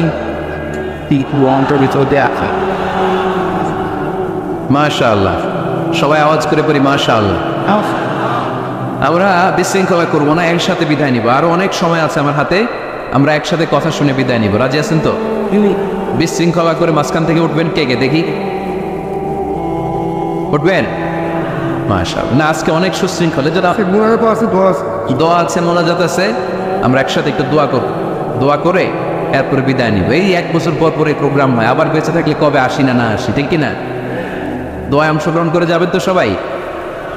মাশাআল্লাহ, আজকের প্রোগ্রাম অনেক সুশৃঙ্খল। আমি যখন নামি তখনই ভালো লাগতেছিল আমার, কারণ ধাক্কি করে এমনভাবে হেলিকপ্টারের উপর মানে ঝাপটে পড়ে লোকজন, এতে অনেক সমস্যা, আমরা বেরোতে পারি না, প্রোগ্রামে আসতে পারি না, দেরি হয়ে যায়, সব কিছু ডিসঅর্ডার হয়ে যায়। আজকে এত সুশৃঙ্খল ব্যবস্থাপনা আমার খুব ভালো লেগেছে আলহামদুলিল্লাহ। ফরিদপুরের মানুষ খুবই সুশৃঙ্খল। আল্লাহ তুমি ভাইদেরকে আরো ভালো ভালো কাজ আঞ্জাম দেওয়ার তৌফিক দান করো। আওয়াজ করে পড়বো আমিন। এরপরে 5 নম্বরে আল্লাহ বললেন ওয়ালা তালমিজু আনফুসাকুম, খবরদার তোমরা অন্যের দোষ খোঁজো না, দোষ খুঁজবা নিজেদের। কিন্তু সমাজে আমরা অন্যের দোষ খুঁজি কি খুঁজি না। 5 নম্বর ওয়ালা তালমিজু আনফুসাকুম, নেভার ডিসফেম ইচ আদার, একে অপরের দোষ খুঁজো না। আমাদের সমাজে কিছু লোক আছে নিজের দোষ দেখে না, খালি অন্যের দোষ দেখে, আছে না নাই? চায়ের দোকানে বসে বসে দেখবেন বলবে এই বাড়িতে এই সমস্যা, ওই বাড়িতে ওই সমস্যা, ওই বাড়িতে মারামারি, ওই বাড়িতে কাটাকাটি, তোর বাড়িতে কি সমস্যা ওইটা বল, তোমার বাড়িতে কি সমস্যা ওইটা বলো মিয়া। আসলে এরকম এই হুজুর ভালো না, এই সমস্যা, ওই হুজুরও ভালো না, এই হুজুরও খারাপ, এই হুজুরের এই সমস্যা, তুমি হুজুরের কি সমস্যা, তুমি হুজুরের কি সমস্যা আগে জাতির কাছে ওইটা বলো। আগে নিজে ভালো হও, নিজে ভালো তো জগৎ পালবে। যেন খবরদার অন্যের দোষ খুঁজবেন না, এটা খুব বাজে একটা স্বভাব, খালি অন্যের দোষ খোঁজে। যে নিজে নিজের দোষ খুঁজতে পারে, যে নিজে নিজের সমালোচনা করতে পারে, সে সবচেয়ে বুদ্ধিমান। কারণ অন্যে কি করছে এই ব্যাপারে আপনারা ধরবে আল্লাহ, কথা বলেন না কেন? আল্লাহ আপনাকে ধরবে আপনার কি সমস্যা, আপনি কি করলেন, শুধু ওই ব্যাপারেই আপনি জিজ্ঞাসিত হবে। এজন্য আল্লাহ বললেন তাদের উপর আমার লানত, তাদের উপর ধ্বংস যারা প্রকাশ্যে অপ্রকাশ্যে অন্যদের দোষ খুঁজে বেড়ায়, দোষ বলে বেড়ায়, এরকম আছে না নাই? আল্লাহ লানত দিয়ে বললেন ওয়াইলুল লিকুল্লি হুমাযাতিন লুমাযা, গোপনেও দোষ খোঁজে প্রকাশ্যেও দোষ বলে, তাদের উপর আল্লাহ লানত। হুমাযাতিন লুমাযা, এই লুমাযা শব্দ থেকে আল্লাহ এনেছেন ওয়ালা তালবিজু আনফুসাকুম, একে অপরের দোষ খুঁজো না, নিজের দোষ খোঁজো, সেই সবচেয়ে বুদ্ধিমান। তাহলে আমরা আত্মসমালোচনা করব, কি করব? খেয়াল রাখবেন সবচেয়ে খারাপ হচ্ছে সমালোচনা, সবচেয়ে খারাপ কি? তারপর কিছুটা ভালো যেটা, সেটা হচ্ছে আলোচনা, সেটা কি? আলোচনা। সবচেয়ে ভালো হচ্ছে আত্মসমালোচনা, সবচেয়ে ভালো কি? তাহলে 3টা বললাম, এক হচ্ছে সমালোচনা আমরা করব না, আমরা করব আলোচনা, আর সবচেয়ে বেশি করব আত্মসমালোচনা, সেলফ ক্রিটিসিজম। রাতে ঘুমানোর আগে একটু ভাববেন কি কি ভুল করলাম, কাকে কাকে কষ্ট দিলাম, কি কি অন্যায় আজকে আমার দ্বারা হলো, কালকের দিনটা যেন আমার আজকের দিনের চেয়ে ভালো হয়। নিজের সাথে নিজের এরকম বোঝাপড়ার দরকার আছে না নাই? আমরা যেন আত্মসমালোচনা করি ফরিদপুরের বাইরা, অন্যের দোষ যেন না খুঁজি। Small people talk about people, যারা নিচু মানের মানুষ এরা শুধু মানুষের দোষ খুঁজে বেড়ায়, মানুষ নিয়ে কথা কয়, এই মানুষ এই মানুষের সমস্যা, এই সমস্যা। Average people talk about things and story and the incidents, যারা মাঝারি মনের মানুষ তারা বিভিন্ন ঘটনা নিয়ে কথা বলে, বিভিন্ন বিষয় নিয়ে কথা বলে। আর গ্রেট পিপল, যারা মহামানুষ, দে টক অ্যাবাউট আইডিয়াস, তারা নতুন নতুন আইডিয়া নিয়ে কথা বলে। এই আইডিয়া সমাজে অ্যাপ্লাই করলে, ইমপ্লিমেন্ট করলে সমাজটা বদলে যাবে। এই আইডিয়া এখানে সেট করলে এখানে কল্যাণ হবে। বড় মনের মানুষরা আইডিয়া নিয়ে কথা বলে। এখন দ্য ডিসিশন ইজ ইয়ার্স, সিদ্ধান্ত আপনার। আপনি কি ছোট মনের মানুষ হবেন না বড় মনের মানুষ হবেন? অন্যরে নিয়ে আমার কোনো টেনশনের দরকার নেই। আরে আমি জান্নাতি না জাহান্নামী, এই টেনশনে তো ঘুমাসে না। আমার কি অবস্থা হবে আমি জানি না। আমি আরেকজনের দোষ খুঁজি, আমি আরেকজনের বদনাম বলি, আমি আরেকজনের পিছু লেগে থাকি। খবরদার, বিশ্বাসী বলে যারা দাবি করে তারা কখনো অন্যের পিছু লাগতে পারে। খেয়াল রাখবেন, কেউ যদি পিছু লেগে থাকে ও আজীবন পিছেই থাকবে। পিছু লাগা মানে কি? ও সামনে না আমি সামনে? কথা বুঝে নাই বোধহয়। কেউ যদি আমার পিছু লাগে, ও সামনে না আমি সামনে? আমি সামনেই থাকবো, ও পিছনেই থাকবে। কথা বুঝতে পেরেছে? খবরদার, পিছু লাগবো না কারো। কারো পিছু লাগলে আমি পিছনে পড়ে যাবো। কারো দোষ খুঁজবো না, নিজের দোষ খুঁজবো। আমার কি সমস্যা আছে, আমার কি ইমপ্রুভ করা দরকার, আমার কি ডেভেলপ করা দরকার, আমি নিজেকে কিভাবে সাজাতে পারি, এই নিয়ে থাকবে আমার টেনশন। আল্লাহর দেয়া আমাদের জন্য সবচেয়ে বড় উপহার হচ্ছে সময়। আল্লাহ আপনারা এত কিছু দিয়েছে, এর মধ্যে সবচেয়ে দামি কোন জিনিসটা দিয়েছে জানেন? সময়। কি দিয়েছেন? আমাদের জীবনের এই সবচেয়ে দামি জিনিসটা, এই সময়টা আমরা অন্যের পিছনে লাগাই ফেলি। অন্যের দোষ খুঁজতে খুঁজতে অন্যের এই সময়টা দিয়ে দেয়, নিজের সময় নিজের কাজে লাগাতে পারি না, তাই না? তাই না? এজন্য আমরা যেন অন্যের দোষ না খুঁজি, নিজের দোষ খুঁজি। ওয়ালা তালমিজু আনফুসাকুম, একে অপরের দোষ খুঁজো না। আদেশটা কার? আওয়াজ করে বলতে হবে, আদেশটা কার? এরপরে রব্বুল আলামিন বললেন ওয়ালা তানাবাসু বিল আলকাব, খবরদার খবরদার কাউরে মন্দ নামে ডেকো না। প্রত্যেককে যে নামে ডাকলে সে খুশি হয় তাকে ওই নামে ডাকো। কোনো মন্দ নামে কখনো কাউরে ডাকা যাবে না। মন্দ নামে ডাকা যাবে? সম্মানিত ভাইরা, কাউরে মন্দ নামে ডাকবেন, তার যেই নাম ওই নামে ডাকবেন।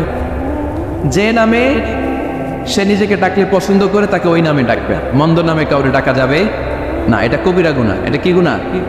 কবিরা গুনাহ। কারণ প্রত্যেকের নামটা প্রত্যেকের কাছে খুব প্রিয়, খুব আপন, খুব যত্নের, তাই না? ভাই আপনার নাম কি? উজ্জ্বল হোসেন। উজ্জ্বল নামে আরো মানুষ এই গ্রামে আছে না নাই? তা আপনার কাছে মনে হতে পারে আরে উজ্জ্বল নামটা তো খুব স্বাভাবিক একটা নাম। উজ্জ্বল, কত উজ্জ্বল আছে এলাকায়, আপনার কাছে এরকমই লাগে কত উজ্জ্বল, কিন্তু ওনার কাছে উজ্জ্বল নামটা এরকম না। ওনার কাছে উজ্জ্বল নামটা স্পেশাল। উজ্জ্বল নামটা কি? স্পেশাল। কারণ এই নামে তাকে সবাই ডাকে, এই নামটা তার কাছে খুব আদরের, খুব যত্নের। হুজুর আপনার নাম কি? সুলাইমান ফারুকি। আপনার কাছে মনে হতে পারে আরে কত সুলাইমান তো জীবনে দেখছি, কত সুলাইমান আছে বাংলাদেশে, 10,000 সুলাইমান আছে না নাই? আছে। তো আপনার কাছে এরকম মনে হয়, কিন্তু ভাইজানের কাছে কি এরকম মনে হয় না? ভাইজানের কাছে সুলাইমানটা খুব দরদের, খুব প্রিয়, খুব আদরের। কারণ এই নামে ভাইজানকে সবাই চিনে, ঠিক কিনা? আমার নাম মিজান। আপনার কাছে মনে হতে পারে আরে এই নামের কত লোক আছে বাংলাদেশ, আছে না? আমার কাছে এই নামটা খুব দরদের।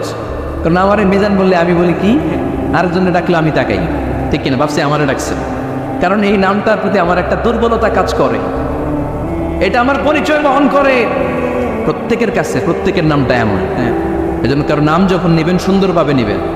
প্রত্যেকের নামকে পছন্দ করে। তার প্রমাণ, কেউ কাগজ কলম পাইলেই দেখবেন নিজের নাম লেখে, সিগনেচার মারে, আসে না নাই? বিশেষ করে সাগরে ঘুরতে গেলে বালুর মধ্যে প্রত্যেকের নাম লেখে দেখবেন। দেখছেন কক্সবাজারে ঘুরতে গেছেন কারা কারা দেখি? ওরে ফরিদপুরের ঘুরতে যাইতে দেখি অনেক। আচ্ছা, দেখবেন আমি অনেককে দেখেছি সাগর পাড়ে বালুর তীরে বালু পেলেই প্রত্যেকে নিজের নামটা লেখে, লেখে আবার লাভ চিহ্ন দেয় এমনি বড় করে একটা কি দেয়, লাভ মানে কি? তার মানে আমার নামটারে আমি ভালোবাসি। প্রত্যেকের নামটারে বড্ড ভালোবাসি। এজন্য কখনো এই রোহিঙ্গা ফয়েন্ডের বুক এগুলো বলবে না। যার যেই নাম ওই নামটা সুন্দর করে ডাকবেন। আল্লাহ বললেন ওলা তানাবাসু বিল আলকাব, মন্দ নামে কখনো কাউকে ডেকো না, সুন্দর নামে ডাকো। নামের বিকৃতি কবিরা গুনাহ। আমরা আমাদের দেশে এটা করি। কত সুন্দর নাম বাবা মা রেখেছে, আবু বকর, ওরা ডাকে বকইরা। কি ডাকে? বাবা মা রেখেছে আব্দুল ওয়াক্কাস, ওরা ডাকে হ্যাঁ আকাইচা। এটা হইল? এগুলো করবেন আল্লাহর নামের সাথে মিলায়। কি সুন্দর নাম, আব্দুল কুদ্দুস, ওরা কি ডাকে? হ্যাঁ, আজকে থেকে আর ডাকবেন? ডাকবে না? তাহলে আমরা প্রত্যেকের সুন্দর নামে ডাকতে রাজি আছি না নাই? এরপরে আল্লাহ 8 নম্বরে বললেন ইয়া আইয়ুহাল্লাযীনা আমানু ইজতানিবু কাসীরাম মিনাল-যান ইন্না বা'দায-যান্নি ইস। খবরদার, আন্দাজ অনুমান করে কথা বলো না। ইজতানিবু কাসীরাম মিনাল-যান, অতিরিক্ত আন্দাজ আর অনুমান নির্ভর কথা থেকে বেঁচে থাকো। আদেশটা কার? আন্দাজে কোনো কথা আমরা বলবো না, অনুমান নির্ভর কথা বলবো না। কারণ ইন্না বা'দায-যান্নি ইস, বেশিরভাগ আন্দাজ অনুমান নির্ভর কথাগুলো মিথ্যা হয়, ফলে পাপ হয়, ঠিক কিনা?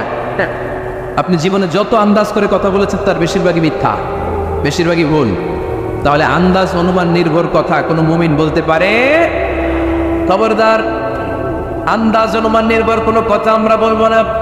আল্লাহর হাবিব সাল্লাল্লাহু আলাইহি ওয়াসাল্লাম বলেছেন ইয়াকুম ওয়ায-যান ফা ইন্নায-যান্না আকযাবুল হাদিস।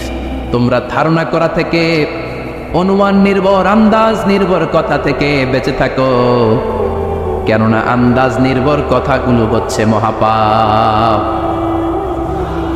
নেতা হতে গেলে প্রথমে যেটা করা লাগে সেটা হচ্ছে কাজ করা লাগে। কাজ কি করা লাগে? কাজ না করে নেতা হওয়া যায়?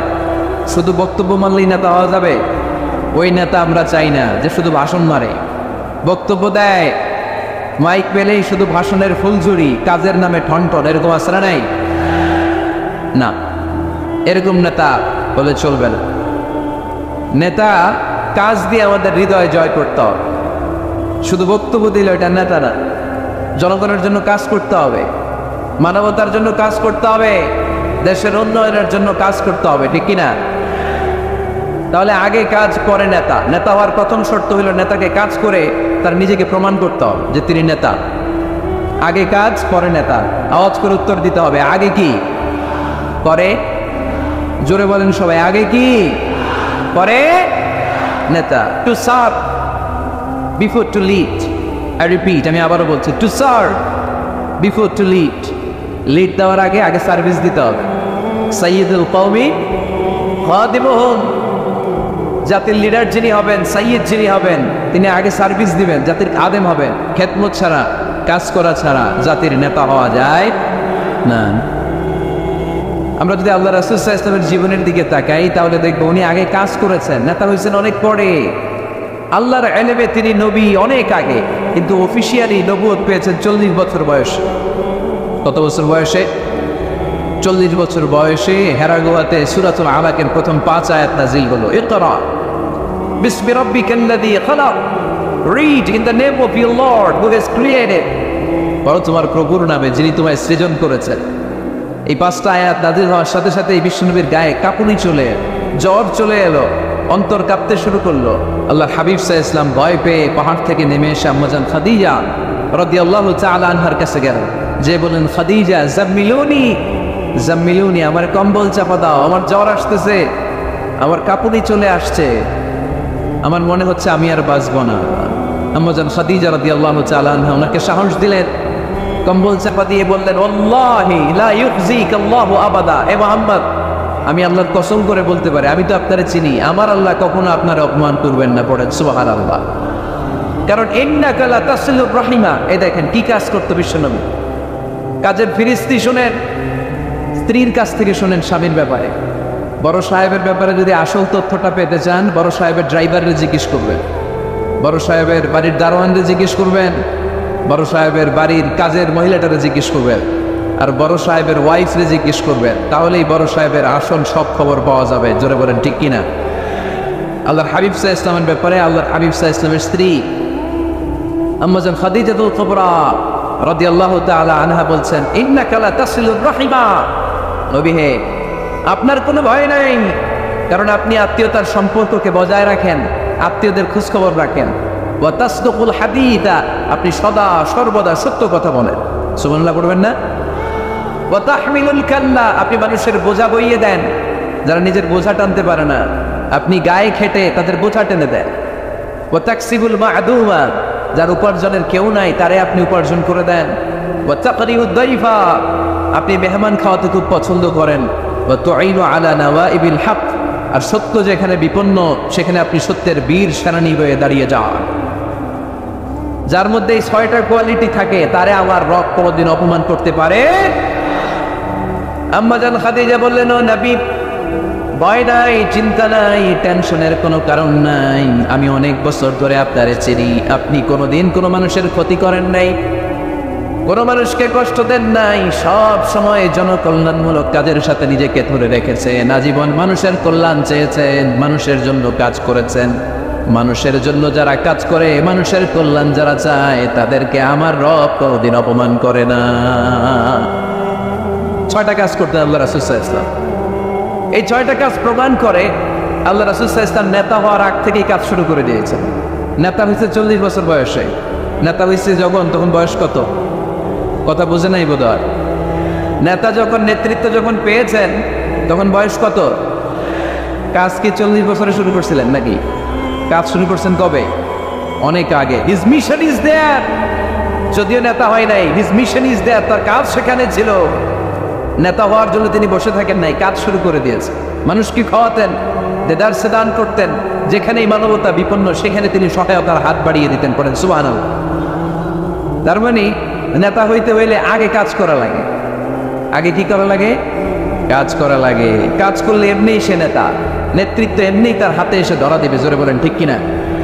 তাই যারা নেতা হতে চান আগে কাজ দিয়ে নিজেকে প্রমাণ করেন, বক্তব্য দিয়ে নয়।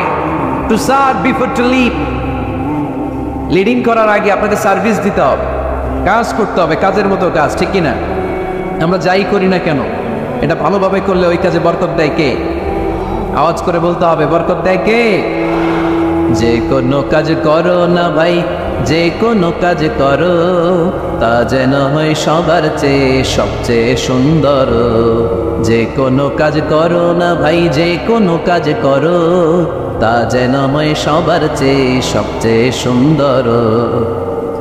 হোক না সেটা পড়ালেখা, রঙের ভাষায় ছবি আঁকা, হোক না সেটা পড়ালেখা, রঙের ভাষায় ছবি আঁকা, হোক না সেটা সামান্য কাজ কিংবা মহত্তর, তা যেন হয় সবার চেয়ে সবচেয়ে সুন্দর।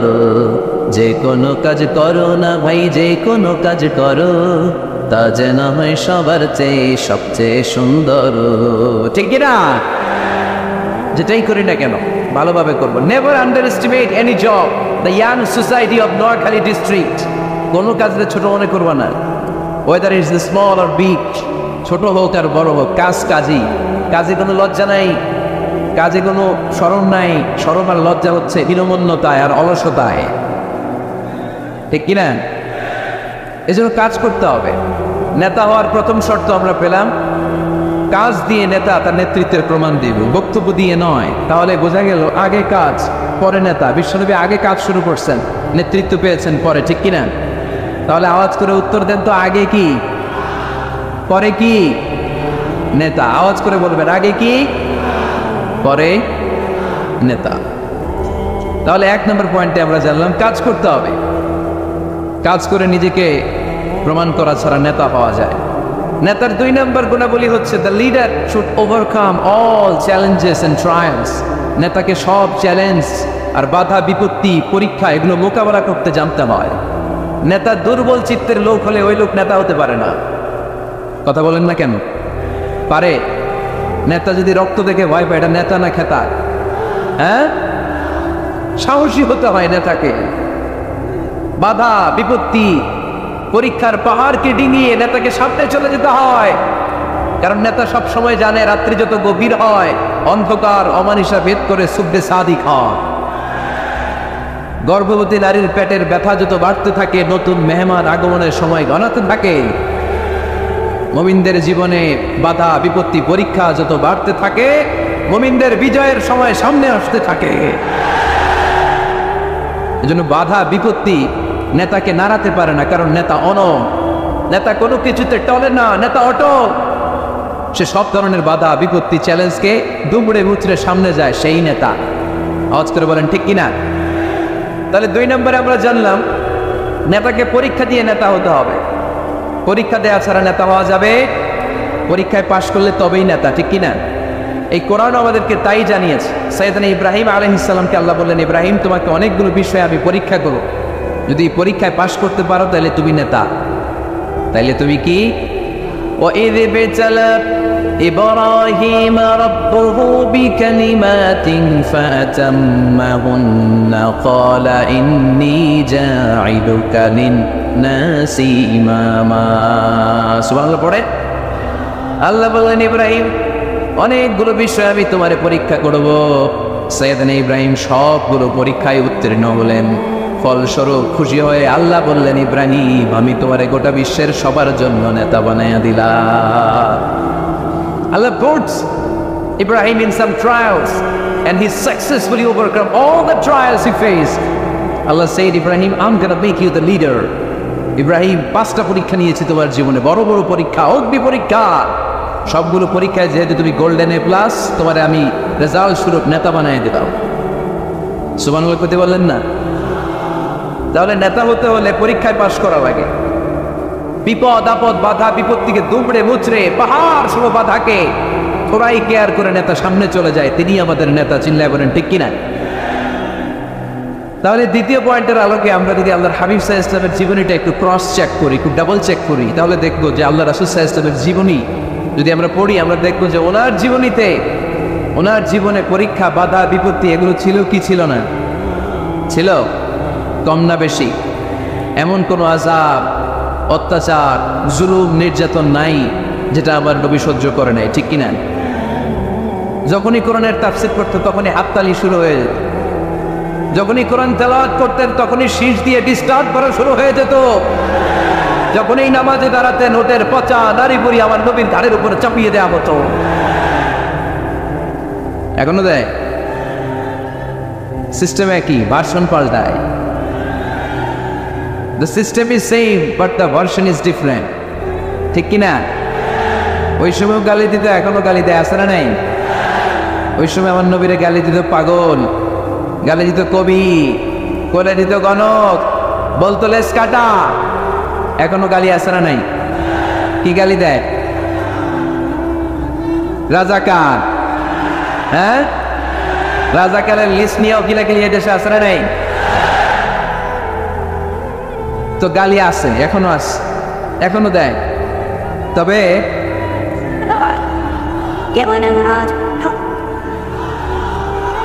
থামুন থামুন, গালি তখনও ছিল, এখনো আছে। গালির ভার্সনটা একটু ডিফারেন্ট, ঠিক কিনা? তাই গালি শুনে কি মুমিন থমকে যাবে? থমকে যাবে মুমিন? নেতা সব বাধা বিপত্তি মারি এসে সামনে যায়, তিনি নেতা। যার জ্বলন্ত প্রমাণ আমার প্রিয় নবী মক্কা থেকে 80 কিলোমিটার দূরে তায়েফের ময়দানে গেলেন জমি কেনার জন্য, তাই না? হ্যাঁ, তায়েফের ময়দানে 5 বিঘা জমি কেনার জন্য গেছিলেন আল্লাহর নবী। কি জন্য গেছিলেন? কি জন্য? তায়েফের লোকদেরকে জাহান্নামের মায়ের থেকে বাঁচানোর জন্য। জোরে বলেন ঠিক কিনা? খেয়ে না খেয়ে দিন প্রচারের কাজে নিজেকে দিয়েছ বিলিয়ে, তায়েফের কাফিরেরা চিনল না সে আলো, দুষ্ট ছেলেদের পিছু দিল লেলিয়ে। পাথরের আঘাতে ক্ষত বিক্ষত হয়ে সারা শরীর থেকে রক্ত ঝরে। এ রাসূল তোমাকে ভুলি আমি কেমন করে, এ রাসূল তোমাকে ভুলি আমি কেমন করে। ঠিক কিনা? এত সুন্দর মানুষ পৃথিবীতে দ্বিতীয়টা খুঁজে পাওয়া যাবে না। এত সুশ্রী, এত শুভ্র, এত সুন্দর স্কিনের মানুষ ছিলেন আমার প্রিয় নবী, ঠিক কিনা? পাথর মেরে মেরে রক্তাক্ত করা হয়েছে, এমন কোনো আযাব আর অত্যাচার নাই যেটা বিশ্বনবী সহ্য করেন নাই। মক্কায় 3 বছর শিয়াবে আবি তালেবে জেল খেটেছেন। অর্থনৈতিক আগ্রাসন, কোনো কিছু বিক্রি করতো না মক্কার লোকেরা ওনাদের কাছে। অন্য গোত্রের নারীকে বিয়ে দিত না ওনাদের সাথে। না খেয়ে গাছের পাতা, গাছের ছাল, এগুলো খেয়ে জীবন ধারণ করেছেন সাহাবা। নিজ জন্মভূমিতেও থাকতে দেয় নাই, ঠিক কিনা? তাড়িয়ে দেয়া হলো, স্বদেশ থেকে বিতাড়িত করা হলো। আল্লাহর হাবিব সাল্লাল্লাহু আলাইহি ওয়াসাল্লাম মক্কা নগরীকে বড্ড পছন্দ করতেন। মদিনায় যাওয়ার সময় তিনি মক্কার দিকে ফিরে ফিরে তাকান আর কাঁদেন আর বলেন, মক্কা তো আহাব্বুল বিলাদ ইলাইয়া, মক্কা হচ্ছে আমার সবচাইতে প্রিয় শহর। লাউলা উখরিজতু লামা খরাজতু মিনহা, আমার যদি জোর করে মক্কা থেকে তাড়িয়ে দেয়া না হতো, আমার জীবনেও মক্কা ছেড়ে আমি কোথাও যেতাম না। তাড়িয়ে দেয়া, মদিনায় যেও শান্তি নাই, ওখানে ষড়যন্ত্র কেমন করে এই নবী মুহাম্মদকে মারা যায়। খাইবারের এক ইহুদি নারী বিশ্বনবীকে দাওয়াত করেছিল। দাওয়াত পেলে বিশ্বনবী ফিরিয়ে দিতেন না। ওই দাওয়াত খেতে যাওয়ার পরে বিশ্বনবী খাসির বাজুর রান পছন্দ করতেন। খাসির গোশতের মধ্যে বিষ মিশিয়ে দেয়া হবে। বিশ্বনবী বিষে আসক্ত হয়ে, বিষে বিষাক্ত হয়ে শেষ নিঃশ্বাস ত্যাগ করেছেন। বিশ্বনবী ইন্তেকালের আগে বলেছেন যে খাইবারের ওই বিষের ব্যথা আমি এখনো টের পাচ্ছি। আমার নবীর মৃত্যু ছিল শহীদি মৃত্যু, চিল্লায় বলেন ঠিক কিনা? ইহুদিদের মিত্র লাবিদ ইবনে আসাম বিশ্বনবীকে ব্ল্যাক ম্যাজিক করেছে, জাদু টোনা। 6 মাস আমার নবী অসুস্থ ছিল। আযাব, অত্যাচার, বাধা, বিপত্তির এমন কোনো ধরন নাই, এমন কোনো ভার্সন নাই যেটা আমার নবী সহ্য করে নাই, ঠিক কিনা? তাহলে নেতা হতে হলে দৃঢ় মনোবলের হতে হবে। দুর্বল চিত্তের লোক কখনো নেতা হতে পারে না। আপনি যদি নেতা হতে চান, আপনাকে পাহাড় সম বাধা বিপত্তিকে ডিঙিয়ে সামনে যাওয়ার প্ল্যান প্রোগ্রাম আগে থেকেই করে রাখতে হবে, ঠিক কিনা?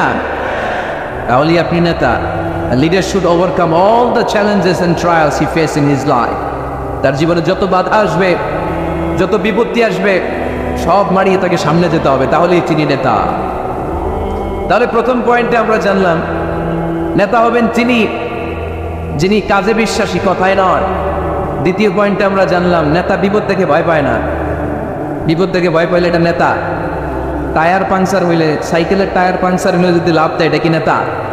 হ্যাঁ, বরং গ্রেনেড হামলা হলে দৌড়ে সেখানে যে দেখবে আমার কোনো কর্মী সেখানে মারা গেল কিনা।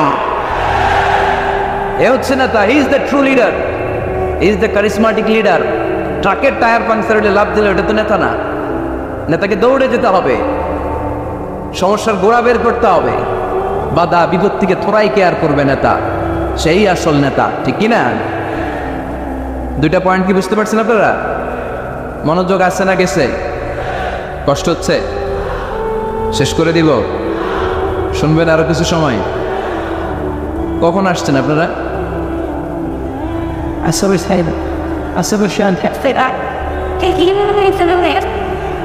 দুপুর 2টায়। এত আগে কেন? জায়গা পাওয়া যায় না? আল্লাহ আল্লাহ আল্লাহ আমার ভাইদেরকে তুমি কবুল করে নাও। আজকের এই জলসাটা আমাদের নাজাতের ওসিলা বানাও। নেতা হওয়ার 3 নম্বর গুণ হচ্ছে এলোকোয়েন্স, বাগ্মিতা। বাগ্মিতা, কথা বলতে জানা লাগে। কথা বলতে না বললে নেতা হইতে পারবে?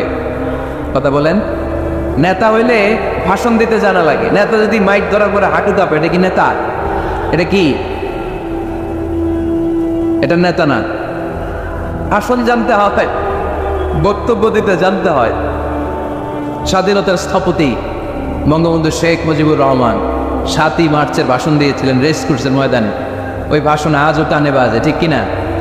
এবারের সংগ্রাম মুক্তির সংগ্রাম, এবারের সংগ্রাম রক্ত যখন দিয়েছি এদেশের মানুষকে মুক্ত করে ছাড়বো ইনশাল্লাহ। আসরা নেই।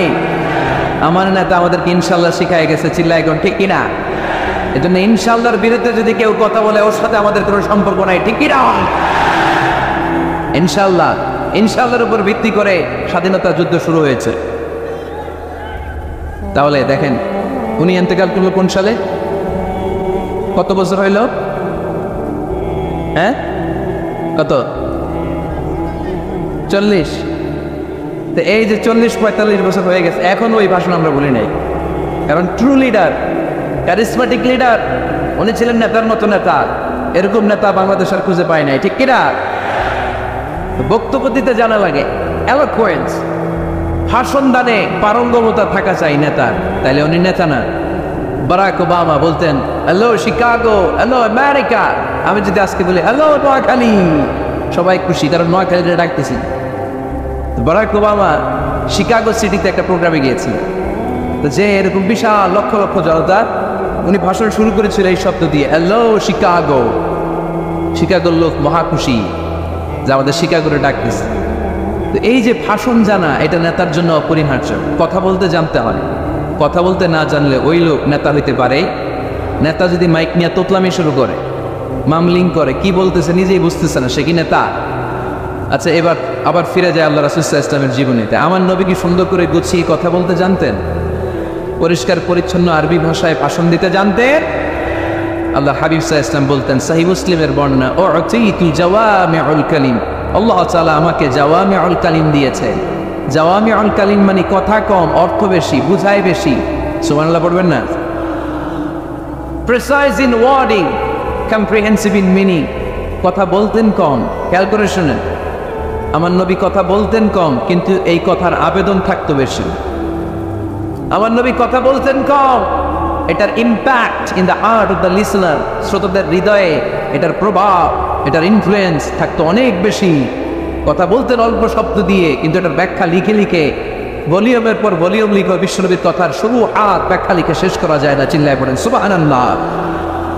আবার আম্মা জানা আয়েশা রাদিয়াল্লাহু তাআলা আনহা বলতেন, আন্নান নবিয়্য সাল্লাল্লাহু আলাইহি ওয়াসাল্লাম ইযা তাকাল্লামা বিকালিমাতিন লাউ আদ্দাহুল আদ্দু লা আহসাহু। বুখারীর বর্ণনায় আম্মা জানা আয়েশা রাদিয়াল্লাহু তাআলা আনহা বলেন, বিশ্বনবী কশিনকালেও তোমাদের মতো করে তাড়াহুড়ো করে কথা বলতেন না। আমার নবী যখন কথা বলতেন, কেউ চাইলে বিশ্বনবী কয়টা কথা বলেছেন গুনে রাখতে পারত। লাউ আদ্দাহুল আদ্দু লা আহসাহু, এত পরিচ্ছন্ন আরবি ভাষায় ভাষণ দিতেন। আল্লাহ নবী কয়টা বাক্য বলেছেন গোনা যেত, কয়টা শব্দ ছিল এই ভাষণে গোনা যেত, কয়টা হারফ তিনি ব্যবহার করেছেন সেটাও গোনা যেত। পড়েন সুবহানাল্লাহ। জরুরি কথা 3 বার বলতেন। কয়বার? আত-তাকওয়া হাহুনা, আত-তাকওয়া হাহুনা, আত-তাকওয়া হাহুনা, ওয়া ইউশিরু ইলা সাদরিহি 3 মাররাত। তাকওয়ার ওয়াজ যেদিন করতেন ওই দিন বলতেন তাকওয়া এখানে, তাকওয়া এখানে, তাকওয়া এখানে, হৃদয়ের দিকে ইঙ্গিত করে বলেছেন। নাকি বলছেন আত-তাকওয়া হাহুনা, আত-তাকওয়া হাহুনা, আত-তাকওয়া হাহুনা? তাকওয়া কোথায়? হৃদয়ে। চিল্লায় বলতে হবে মুসলমান, তাকওয়া কোথায়? জরুরি কথা 3 বার বলতে হবে। ইয়াতাকাল্লামু বিকালামিন বাইকিন ফাসলিন ইয়াতাহাফফাযু মান হাওলা। এত স্পষ্ট থেমে থেমে কেটে কেটে কথা বলতেন, এক বাক্য শেষ আরেক বাক্য ধরতেন, ওই বাক্য শেষ আরেক বাক্য ধরতেন। ইয়াতাহাফাযুহু মান জালাসা ইনদা, আল্লাহ রাসূল সাল্লাল্লাহু আলাইহি ওয়াসাল্লামের আশেপাশে যারা বসা তারা সহজেই কথাগুলো মুখস্থ রাখতে পারত। সুবহানাল্লাহ, আসতে পড়েন। এত সুস্পষ্ট, এত চমৎকার ভাষায় আল্লাহর হাবিব সাল্লাল্লাহু আলাইহি ওয়াসাল্লাম কথা বলতেন। মাঝে মাঝে আবেগী ভাষণ দিতেন, জারাফাত মিনহাল কুলুব ওয়াজিলাত মিনহাল কুলুব জারাফাত মিনহাল উয়ুন। ওই ভাষণ শুনে সাহাবারা দাঁড় দাঁড় করে কান্না শুরু করে দিত। আল্লাহর হাবিব সাল্লাল্লাহু আলাইহি ওয়াসাল্লাম কাঁদতেন, সাহাবারাও কাঁদতেন। আবেগী ভাষণ, হৃদয় নিংড়ানো ভাষণ, আবার মাঝে মাঝে জ্বালাময়ী ভাষণ দিতেন, জেহাদি বক্তব্য দিতেন। সাহাবীদের মধ্যে জেহাদি জজবা তৈরি হয়ে যেত। চিল্লায় পড়েন আল্লাহু আকবার। আম্মা জানা এসে বলেন, মাঝে মাঝে তিনি ভাষণ দিতেন, ইখতামাররাত ওয়াজহু, গরম ভাষণ দিলে, তেজস্বী ভাষণ দিলে, জ্বালাময়ী ভাষণ দিলে আমার নবীর চেহারাটা লাল হয়ে যেত। আলা সাউতুহু, সাউন্ড বড় হয়ে যেত। ইশতাদ্দা গাদাবুহু, রাগের চোটে তিনি গড়গড় করতে শুরু করতে। কান্নাহু মুনাজ্জিরু জাইশ, কেমন যেন তিনি সেনাবাহিনীর কমান্ডার, যেন তিনি সামনে ব্যাটালিয়নকে রেখে তিনি কমান্ড করতেছেন। আওয়াজ করে পড়েন আল্লাহু আকবার। 5টা ভাগে ভাগ করতেন বিষ্ণু ইসলাম ব্যাটালিয়ন। কয় ভাগে? 5 ভাগে। সামনে থাকতো মুকাদ্দিমাতুল জাইশ, ফ্রন্ট সাইড। ডানে থাকতো মাইমানা, বায়ে থাকতো মাইসারা, মাঝখানে কাল, পেছনে খালফ। পড়েন সুবহানাল্লাহ।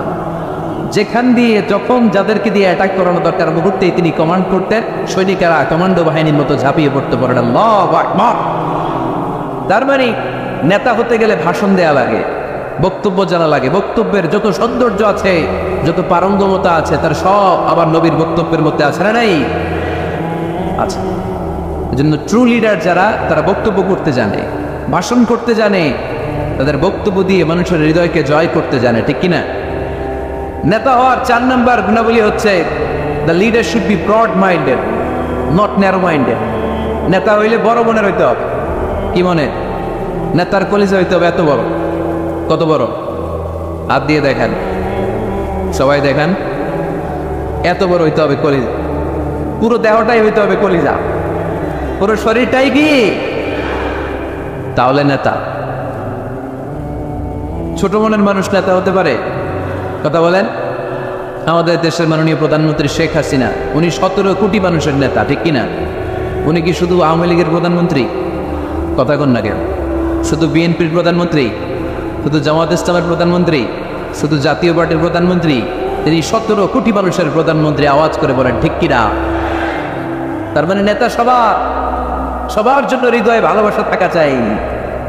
অ্যাকোমোডেটিভ মেন্টালিটি হতে হবে, সবাইকে অ্যাকোমোডেট করতে জানতে হবে। এবার দেখি আল্লাহ রাসূল সাল্লাল্লাহু আলাইহি ওয়াসাল্লামের মধ্যে এই গুণ ছিল কিনা। আল্লাহর হাবিব সাল্লাল্লাহু আলাইহি ওয়াসাল্লামের নেতৃত্বের গুণাবলী বলতে যে আল্লাহ তাআলা কোরআনে বিশ্বনবীকে একটা উপাধি দিয়েছেন। উপাধিটা হচ্ছে রাহমাতাল লিল আলামিন। সুবহানাল্লাহ পড়বেন না? রব্বুল আলামিন বলেন, ওয়ামা আরসালনাকা ইল্লা রাহমাতাল লিল আলামিন। পড়েন সবাই।